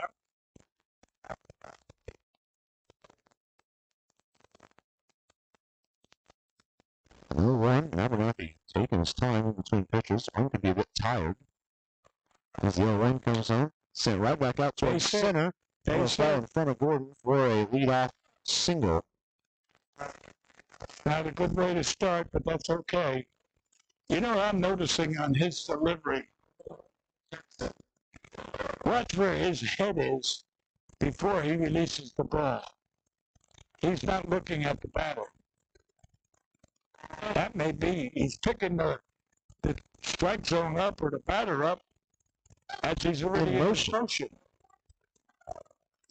Well, Jackson Valera, who had the first RBI for the Crushers on the day, has gone on to have a 2-for-4 rest of the afternoon.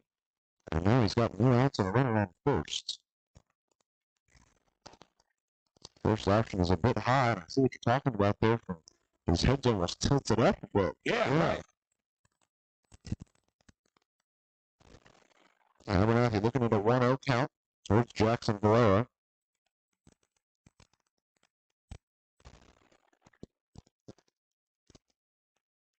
One-0 catches the top part of the zone, even you have to count it running lane. Not as bad as Gary Mattis, but Valera's pants are just about over the knees.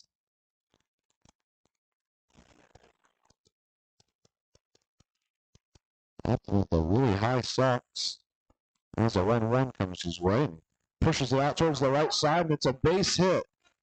Back-to-back singles to start the inning here for the Crushers. Maybe his best pitches are still in the bullpen. Or maybe they were thrown 30 or 40 pitches ago in the bullpen.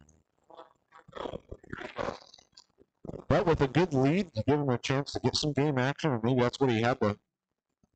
Maybe that's what he needed to get his game back in the right place. Yeah, but he needs to get outs real quick. Brings up Coco Figueredo at a solo home run in the first. Since then, he's 0 for 3.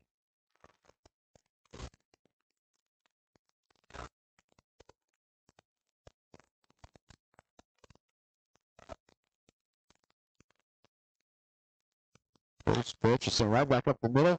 Great snag by Armstrong at second for 1, then to first for a double play. That's why Armstrong has to be the regular shortstop. He made that play look easy, and he just saved Abernathy from, several runs. That is the third double play turned by the Otters so far today. That's a season high for him. Right. Big smile from Abernathy there on the mound. He knows he just got bailed out by a shortstop. Yeah, he did. Could have very easily been a base hit that scored 2. So now 2 outs and a runner on third. Bryant Flatte in the box, and he starts with a ball inside. Yeah, he's got to look at them. You as a hitting coach, you turn around to the hitter and you say, pick that ball up while it's still in the pitcher's hand as he delivers, and when he gets to that 45-degree angle, pick the ball up. This one's chopped towards Mattis at second. They're playing on 1 hop over to first. And the Otters are going to get this one done. A 16-7 win. And more importantly, they have won the series over Lake Erie. Their second series win of the year. Have to all the way back to the sweep of Empire State to find the last one. And they get a very important 16-7 win. Take a quick break. And on the other side, we've got post-game stats and reaction for you here on an afternoon win from the Otters here at historic Bossy Field. 16-7 our score. We'll be right back.